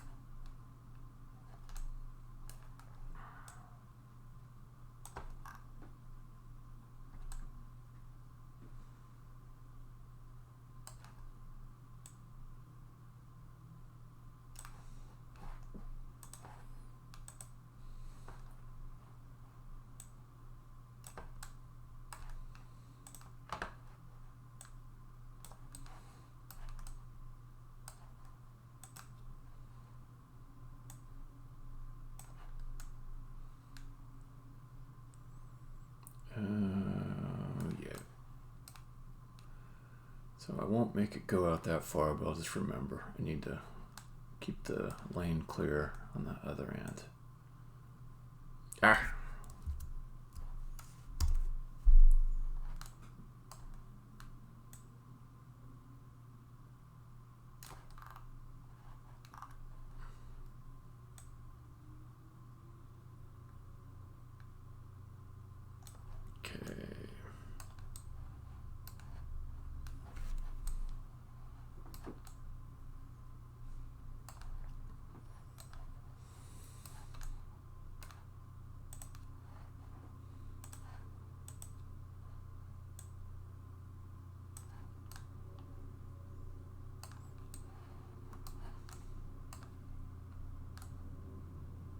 And over here,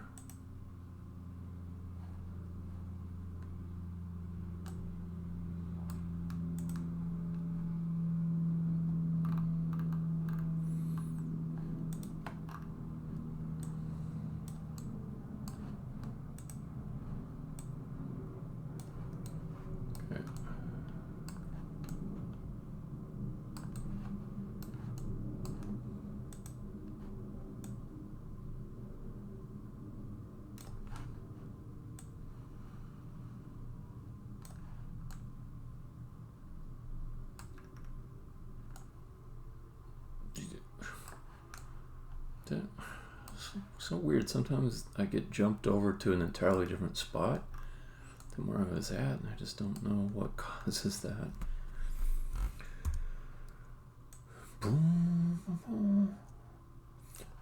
Vagabond Dog, we are making a level inside of a puzzle game called the Godkiller.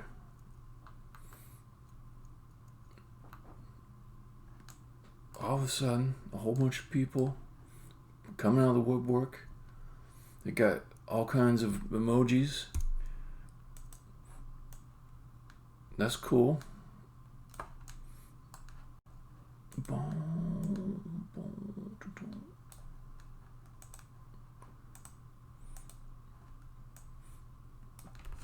A puzzle, yes, a puzzle game. You saw puzzles in it.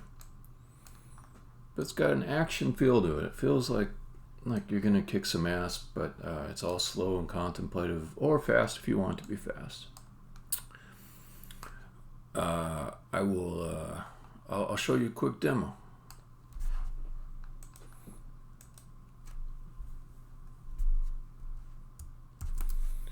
Unity is treating me acceptably. It's a little bit working against my own interests at times, but other times helping me out.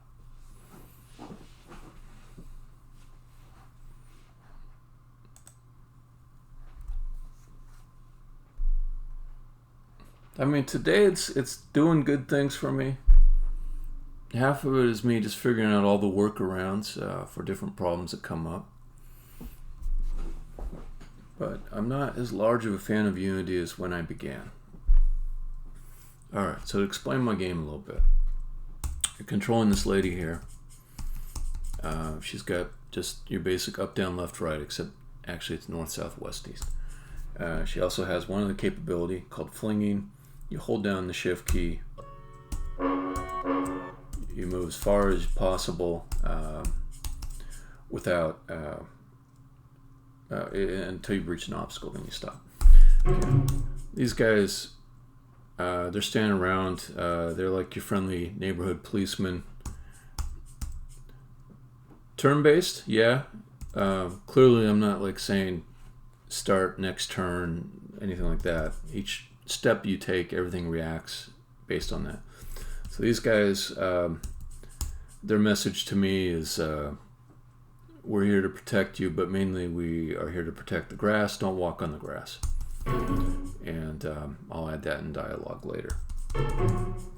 So then there's some other things here, these walls that pop up on this particular level. Exactly. So I'll do something to piss those guys off. I'll walk on the grass. Then they'll all come running after me. They won't walk on the grass because they take their own laws seriously. But they'll come chasing after me. And as Ninja said, they stop until I hit a key.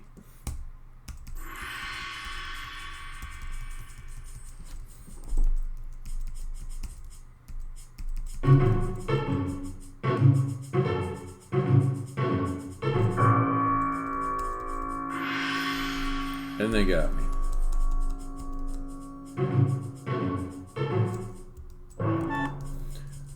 So every level has got an exit to get to. That's your main goal. But there's also a bonus. And on this particular level, you get to the bonus by climbing up the east tower.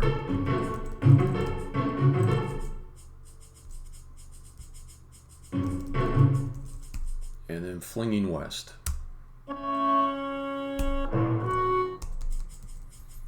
Now I'm in the west tower. I can drop down, get this bonus here, present. And now that I've got the present, I might consider trying to leave the level. I can walk around the grass. They're not going to be able to touch me there. So I'll go up this way.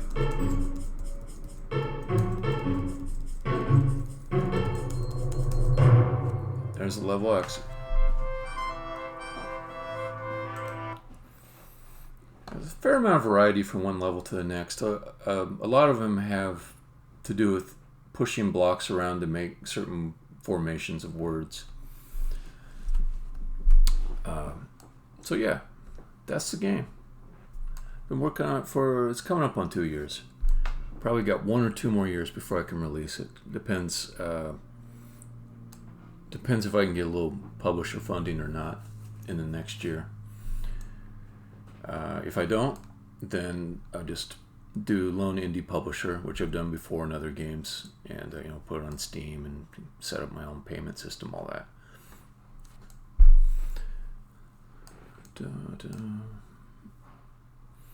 The main other game that I've done is it's called Drod, and I will post a link.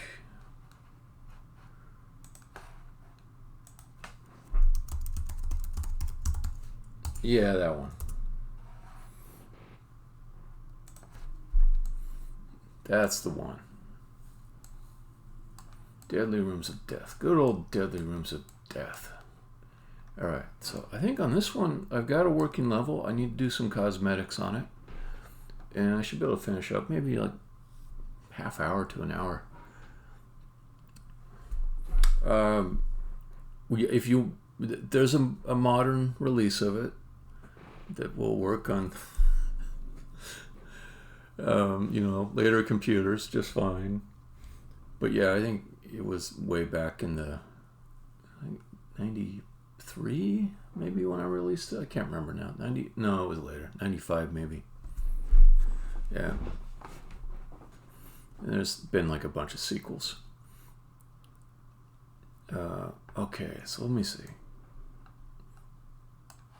I wanted to see if I could set the player mode to be pacifist, if I already set up a property for that.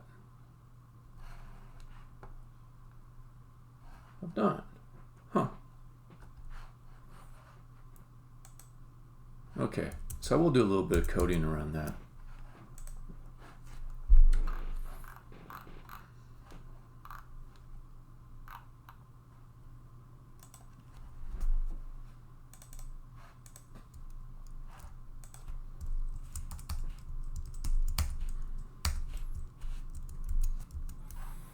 Yeah, if you really like puzzle games, Drod is a puzzle lover's game. I mean,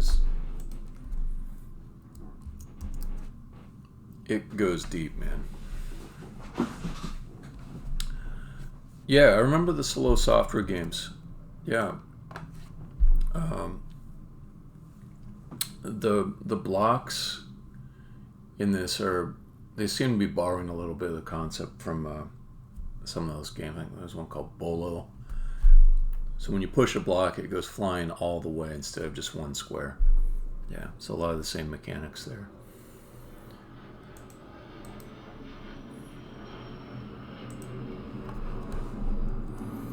Another weird thing about Slow Software is the 3 people in it, they were also ballet dancers. Which I didn't.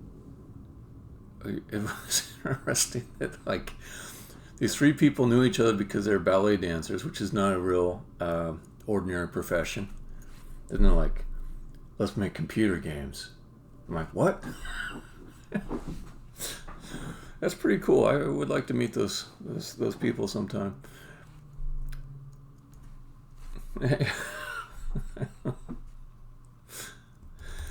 Doesn't seem like the most natural progression, but it worked for them.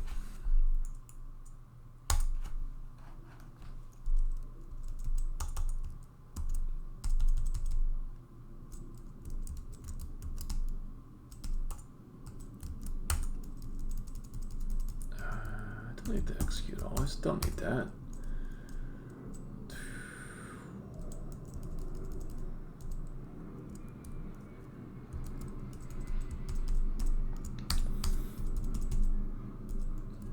There's truth to that. It definitely is.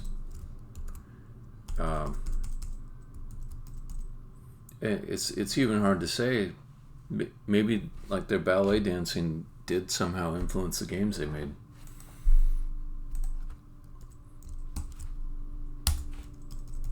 Okay, so the one public property I wanted is pacifist. So my character in the game has got more than one mode.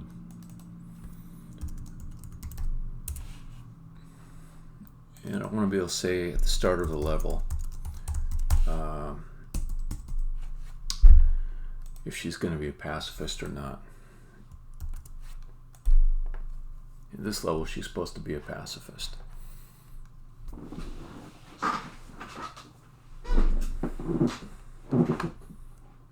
Okay.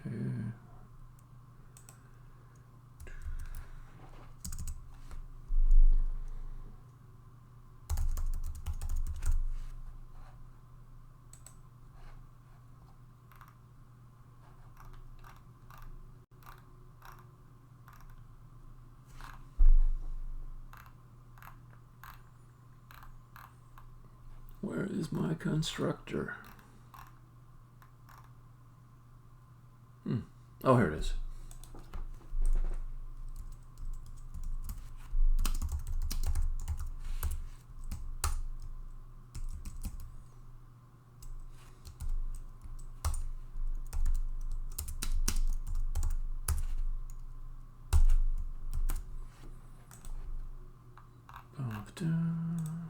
Let's see, what else we got? So if I take player and I remove simple piece discovery, add player discovery. Oh, looks like it didn't compile.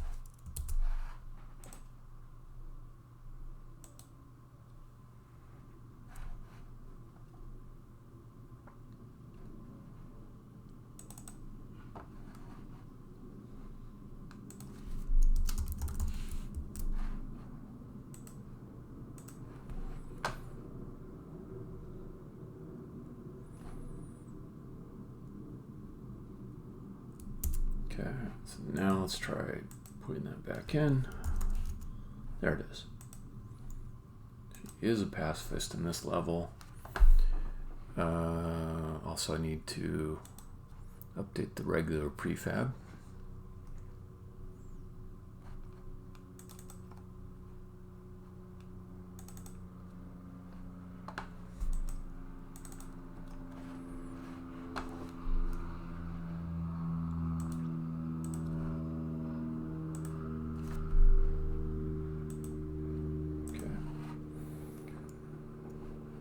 Let's see if that works.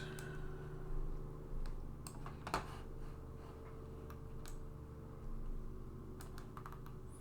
haven't tried her pacifist mode in a while, so it might have some bugs in it.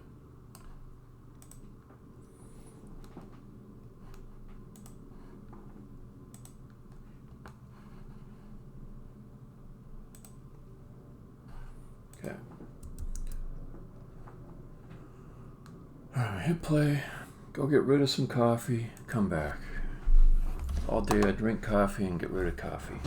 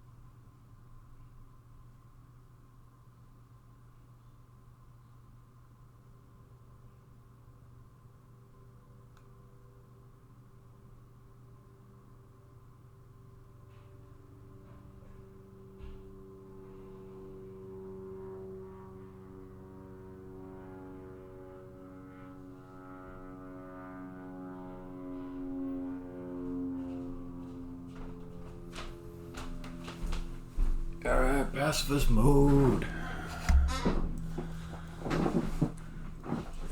Yeah, you'd think like maybe if if I was more efficient, I'd drink less coffee, but it doesn't work that way.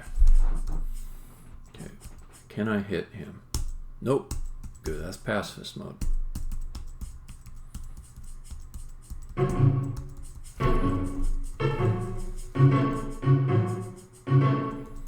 Okay, I'm gonna go look for places where the background shows through, because that would be my next step to seal up this level and call it good. Okay, I'm fine there. So walk up the steps under the roof here, should be fine.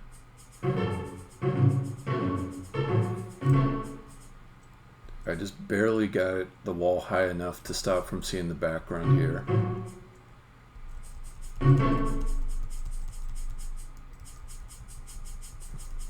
Good on this side. Oh, I guess that wouldn't have been the background, that just would have been the top of this thing. So that's fine. Okay. On the north side, I'm pretty sure it shows. Yeah, it shows a lot.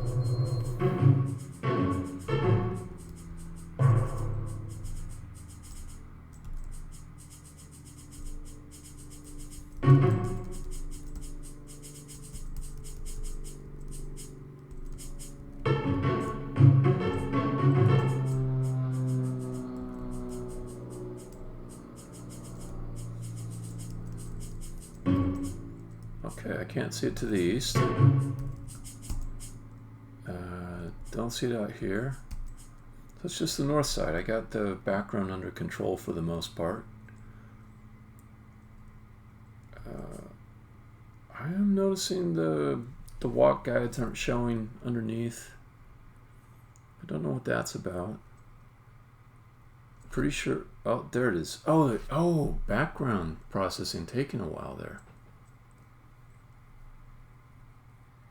Frame rate drop, that's why.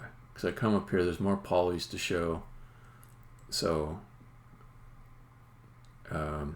okay. So these little walk squares, they're done with background processing, where there's 4 copies of the game that are not tied to the view. Those 4 copies of the game in the background are updated to show the results of movement into one of the 4 squares. So it is working. It's just with the frame rate lowered, the amount of work it does on each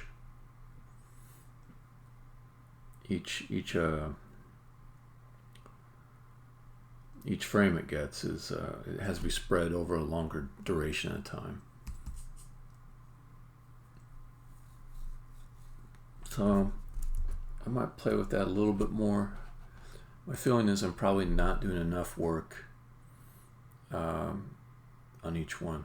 I'm not doing anything special there. Whatever the default is. So I'm not really trying to optimize too much yet, but I guess that might be one thing to do. So let me see. Prediction. Lower frame rate. Prediction takes multi-seconds. Could be optimized. Not to this level.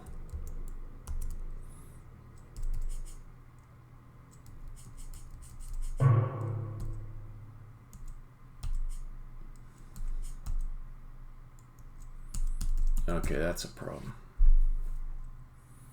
In pacifist mode, I can't get out of this situation, so I'm legit stuck. This might be a place where the player would have to restart. I think I need an option to suicide or auto-suicide at that point.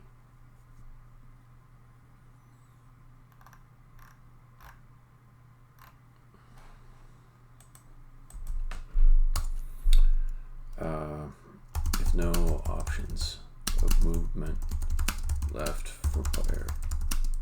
some way to die.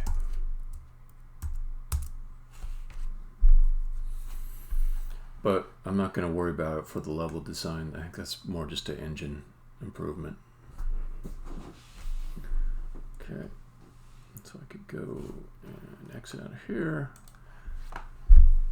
I'll go fix the cosmetics.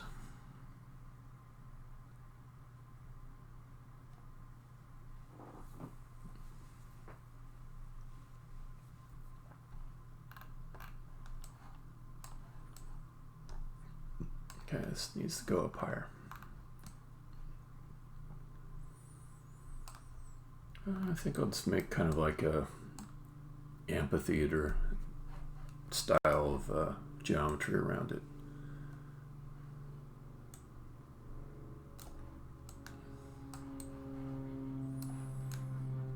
Which is something I haven't overused yet.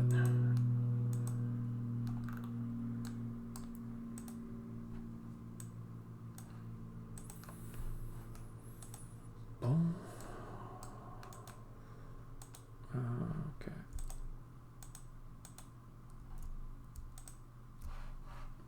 I think this text mesh thing is getting in my way, so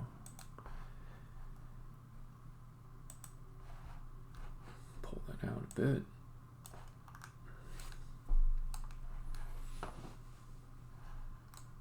I think I couldn't see anything over here. It's only when I got up to these steps, so I won't go out too far on that.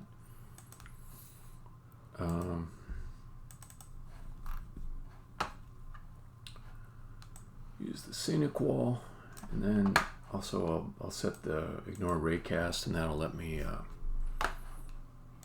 keep this out of the height maps and make those data structures simpler.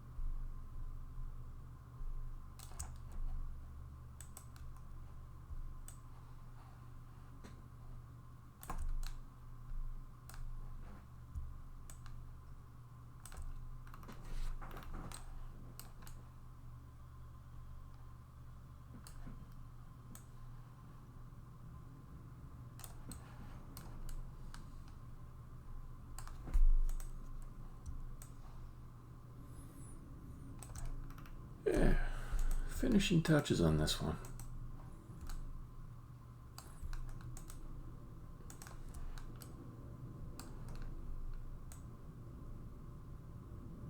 Yeah, and also when you hit the ascension point, you go up, and there's like you have a higher view, so I got to make this go up pretty high.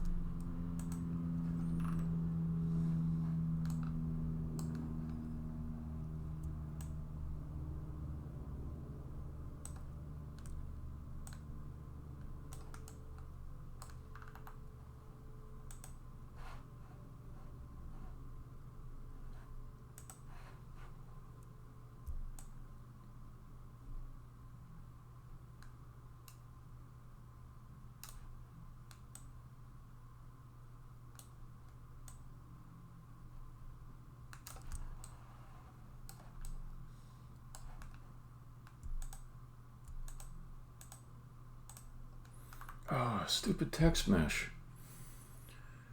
It's gotta put a stupid billboard thing there. Yeah, it's making me dangerously close to ranting again.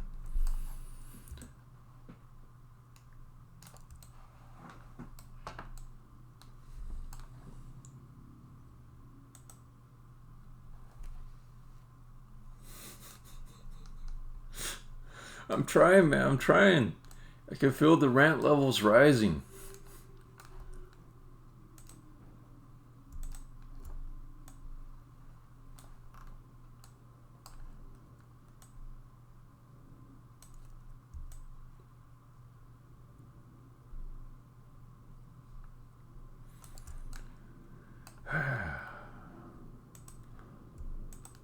So, if you create a game object that uses Text Mesh Pro, you will add this thing to your scene, which is, I'm pretty sure they've got a projector set up someplace that takes the contents of this giant thing and puts it on a render texture, and that render texture can be used to show things on your objects, letters, text. But it sticks this extra bit of geometry in my editor. So if I happen to be working on something that is situated around it, I end up clicking on it. So it's kind of annoying that way.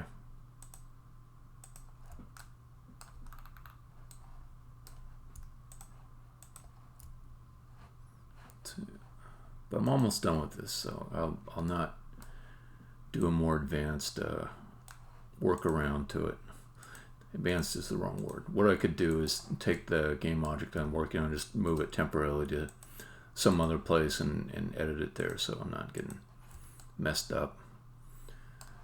I'll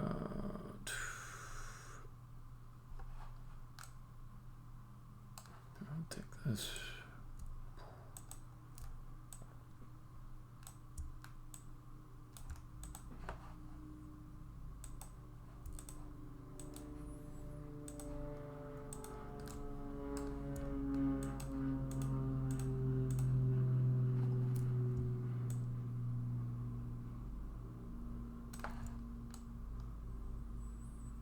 That might be high enough. I don't want to overdo it. Here, just throw one a little bit higher, which probably won't be seen, but it's not gonna cause any impact to performance. Just extrude this a little bit further. Okay.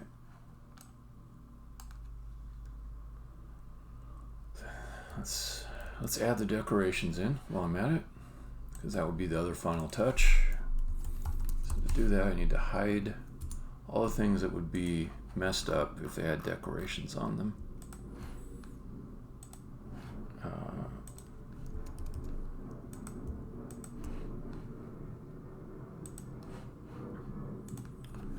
See, the other one was all these pop walls. Those cannot have decorations on them because they would follow the structure of them when they're up and give away where they're at. So hide those. And I think I'm ready. Let's get some decoration going. Got to find the area that decoration will be applied to.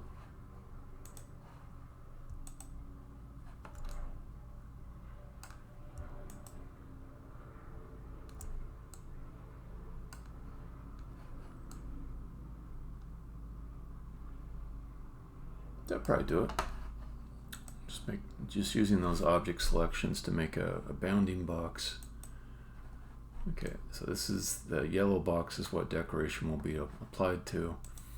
And then we go ahead and decorate.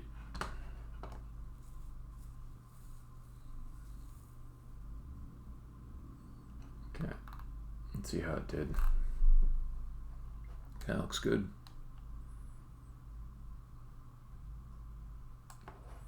Didn't mess up the stairs. That's good. Just Didn't put decorations on them, which is what I wanted. Got some on the tower. Good. Cool. Alright, then let us re-enable the things I hid.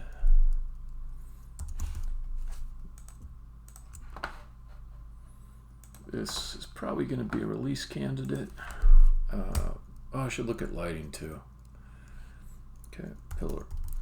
Oh, this level doesn't need much in the way of lighting. It's very outdoorsy with the directional light hitting most things.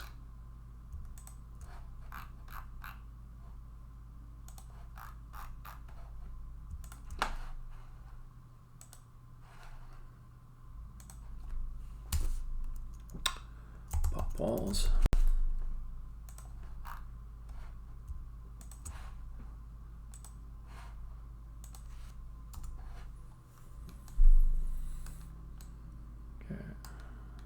All that, and let's look at lighting.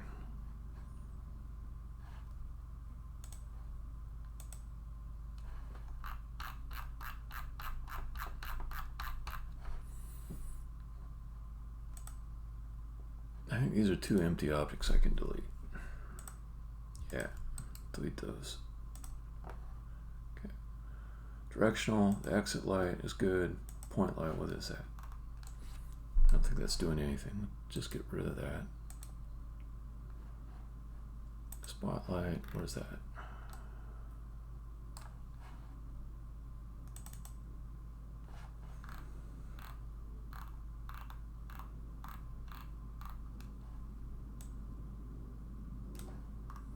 Yeah, I don't mind a little light in here.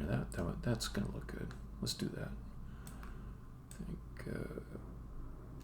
something here.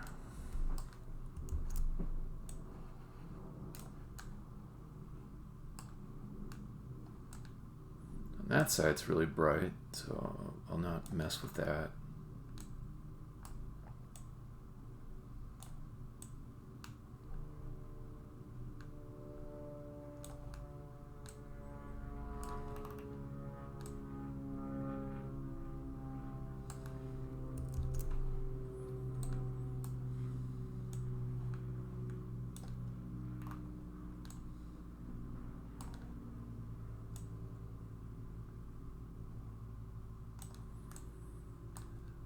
Okay, and then I think also the tower probably could use a little something.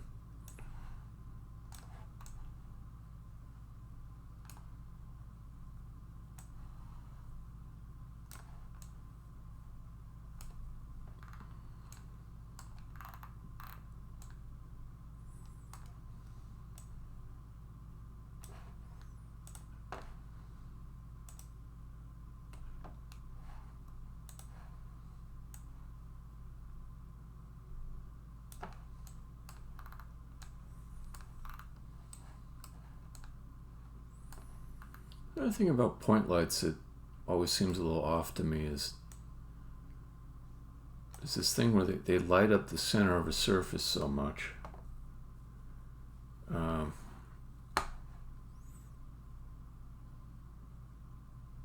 Maybe that's right. Maybe that's right. Maybe it's just I'm wanting it to be more diffuse, but I've got specular highlights on these surfaces. If I did have a light in the middle of a room with shiny walls, would it probably do the same thing. I can change it to a spotlight if I don't want it to make the four surfaces thing. But it doesn't look bad. I'll leave it.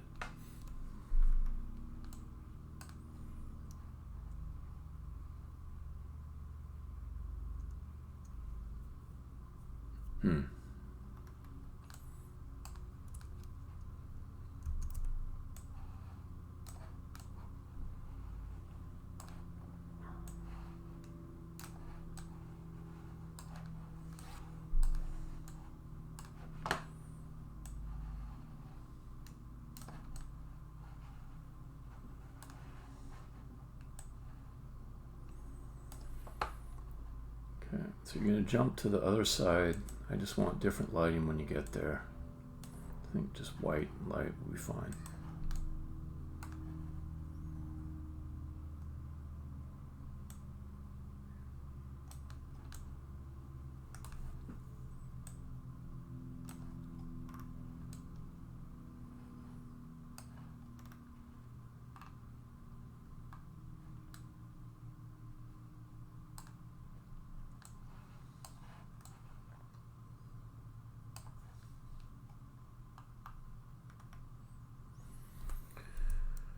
All right, release candidate. Let's take a look.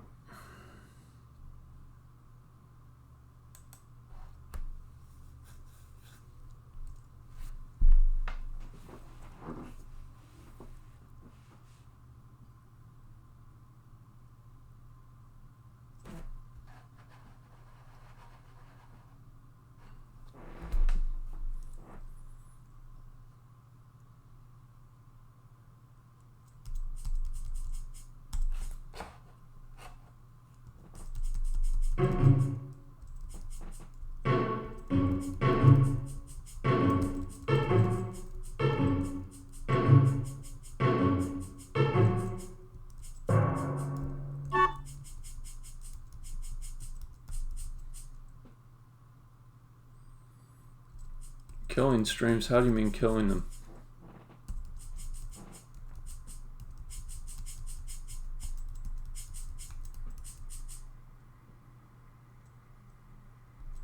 Oh, thanks, Twitch.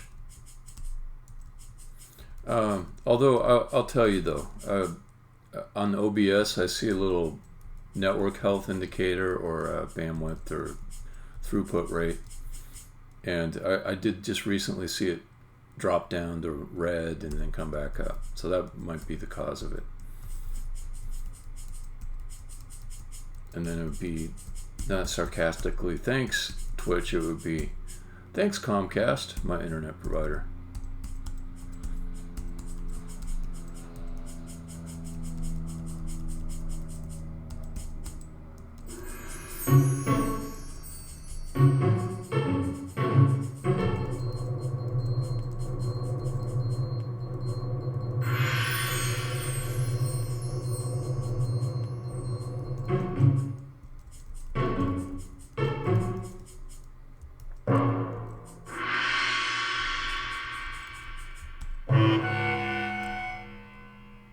Well, that's an interesting shortcut.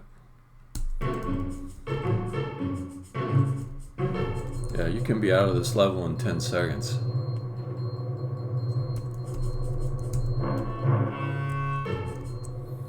Yeah, it might be Twitch's servers as well, you know, like they might have bandwidth issues. Any point along the chain could be to blame.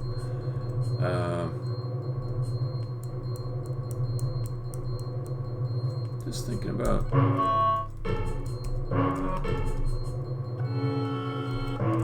Okay, so from this side.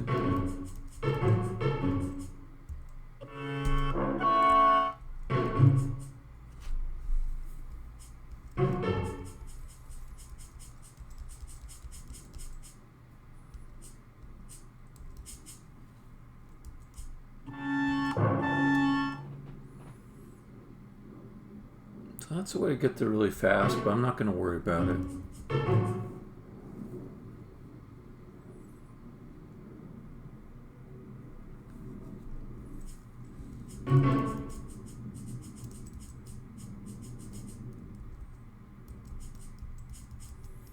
These guys are just hanging out until I do something that makes them angry.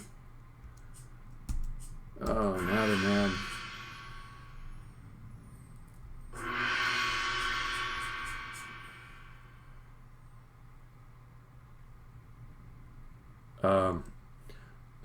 So here's the logic to it.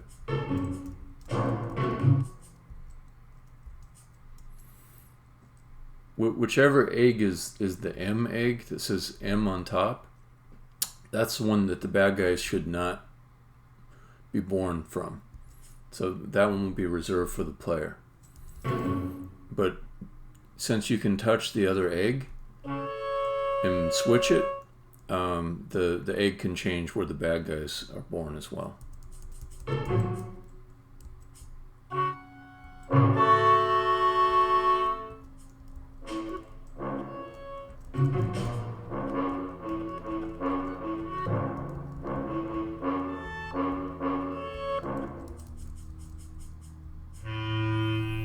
So now if they were to die, they would end up on the other side.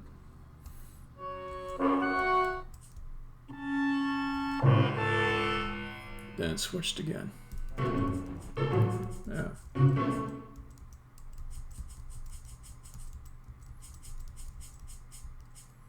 Oh, did I go through the exit yet? I didn't. I need to check that. Oh, but then also the lighting.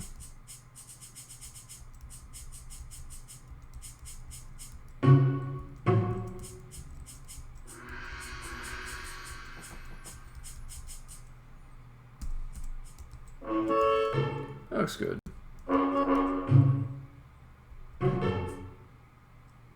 So, do you see that though? Like the lighting changes entirely depending on whether I'm here or here.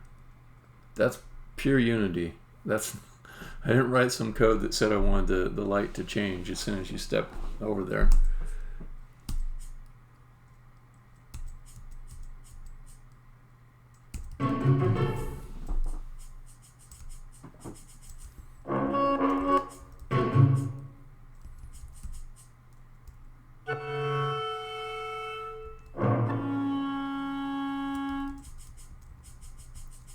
This looks pretty good to me.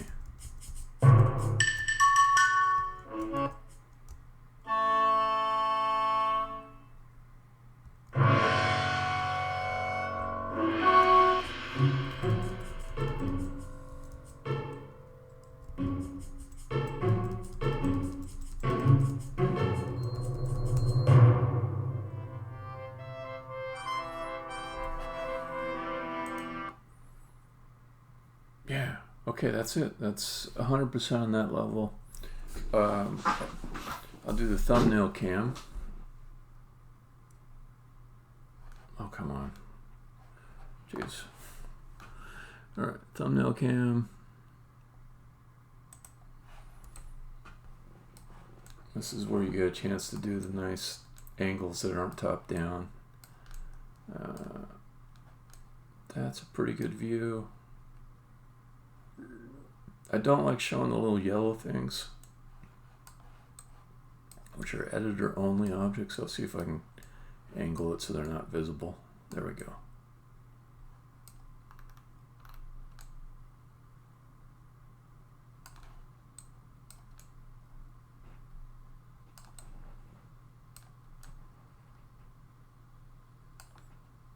Yeah, it's pretty good.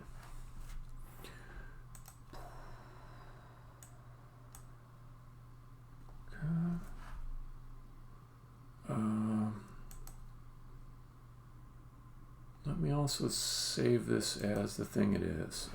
It's the thing I want to name it before I add it in to the build.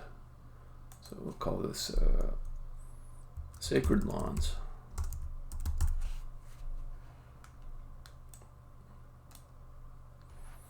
I'm going to take off pretty quick here. I'm just going to do the last little bit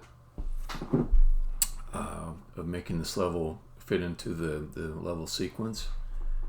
And then I got to go run a few errands. Okay.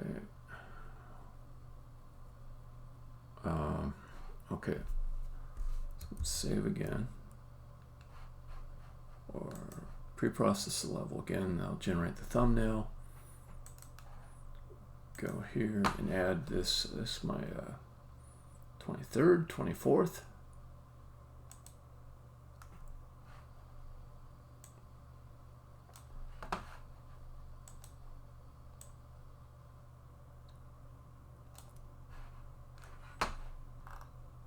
And I go over to my level selector.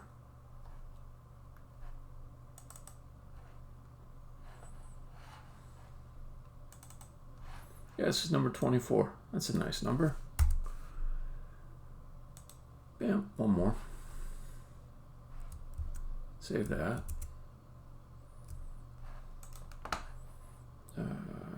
Levels JSON.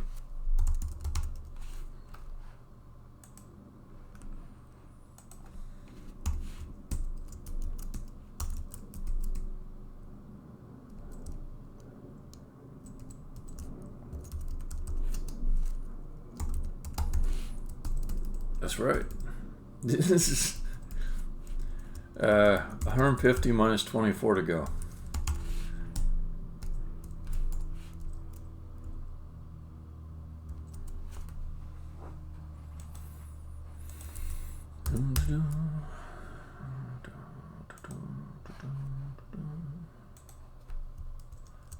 24. Does that change my little percentage there? 24 divided by 150 equals, yeah, it's up to 16. It's not going to change that though.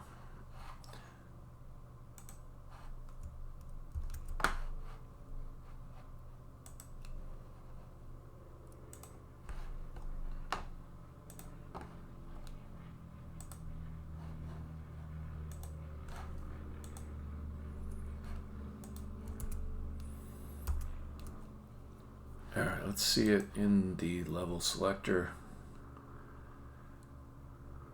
Yeah.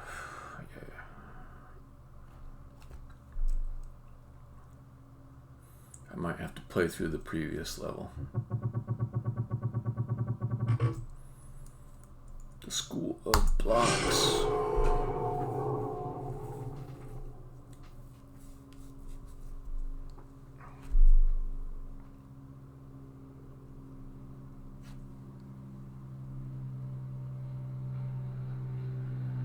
Oh, what?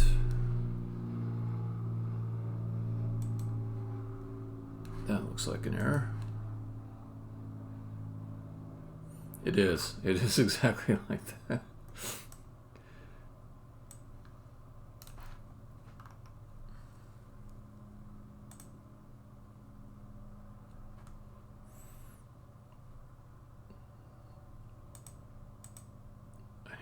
I need some better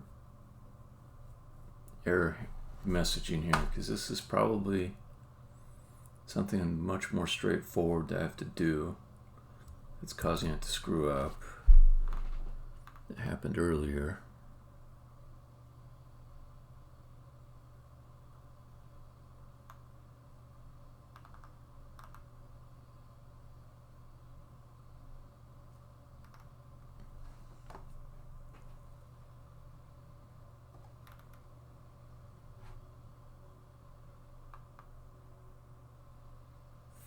So you were able to load the scene for tutorial, which is the other name for School of Blocks.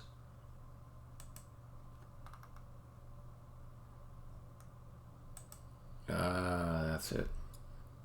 So the change I made to the player piece is not going to work.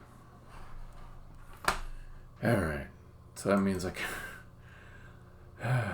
So the problem with any prefab that I've got unpack on is any prefab that has unpack, if I make a change to the initial prefab, since it's lost its connection with the earlier prefabs, it means I gotta go through and update all of them. This is probably going to be the task that makes me do the other thing that I wanted to do, which was make something that goes and opens every single scene in sequence and performs a common action on that scene. And then in this case, I need to just replace the player prefab with a new one, but I want some general purpose code that just goes through and does a single update on all 24 blocks. But this one, it's a decent tangent, though. It's a well-timed investment. So instead of me going through and manually opening all the levels, I'll go ahead and invest in the level updater. But I'm gonna do it after I get back from errands. So I'll say goodbye for now, and guess I'm stopping the stream. I am stopping the friggin' stream, and yeah, I might catch you later today. I don't know, but I'm sure I'll see you around sometime. All right, see you, Ninja. Anybody else who's on, Drifter, real nice to see you pop in. DZ, you as well, and catch y'all later.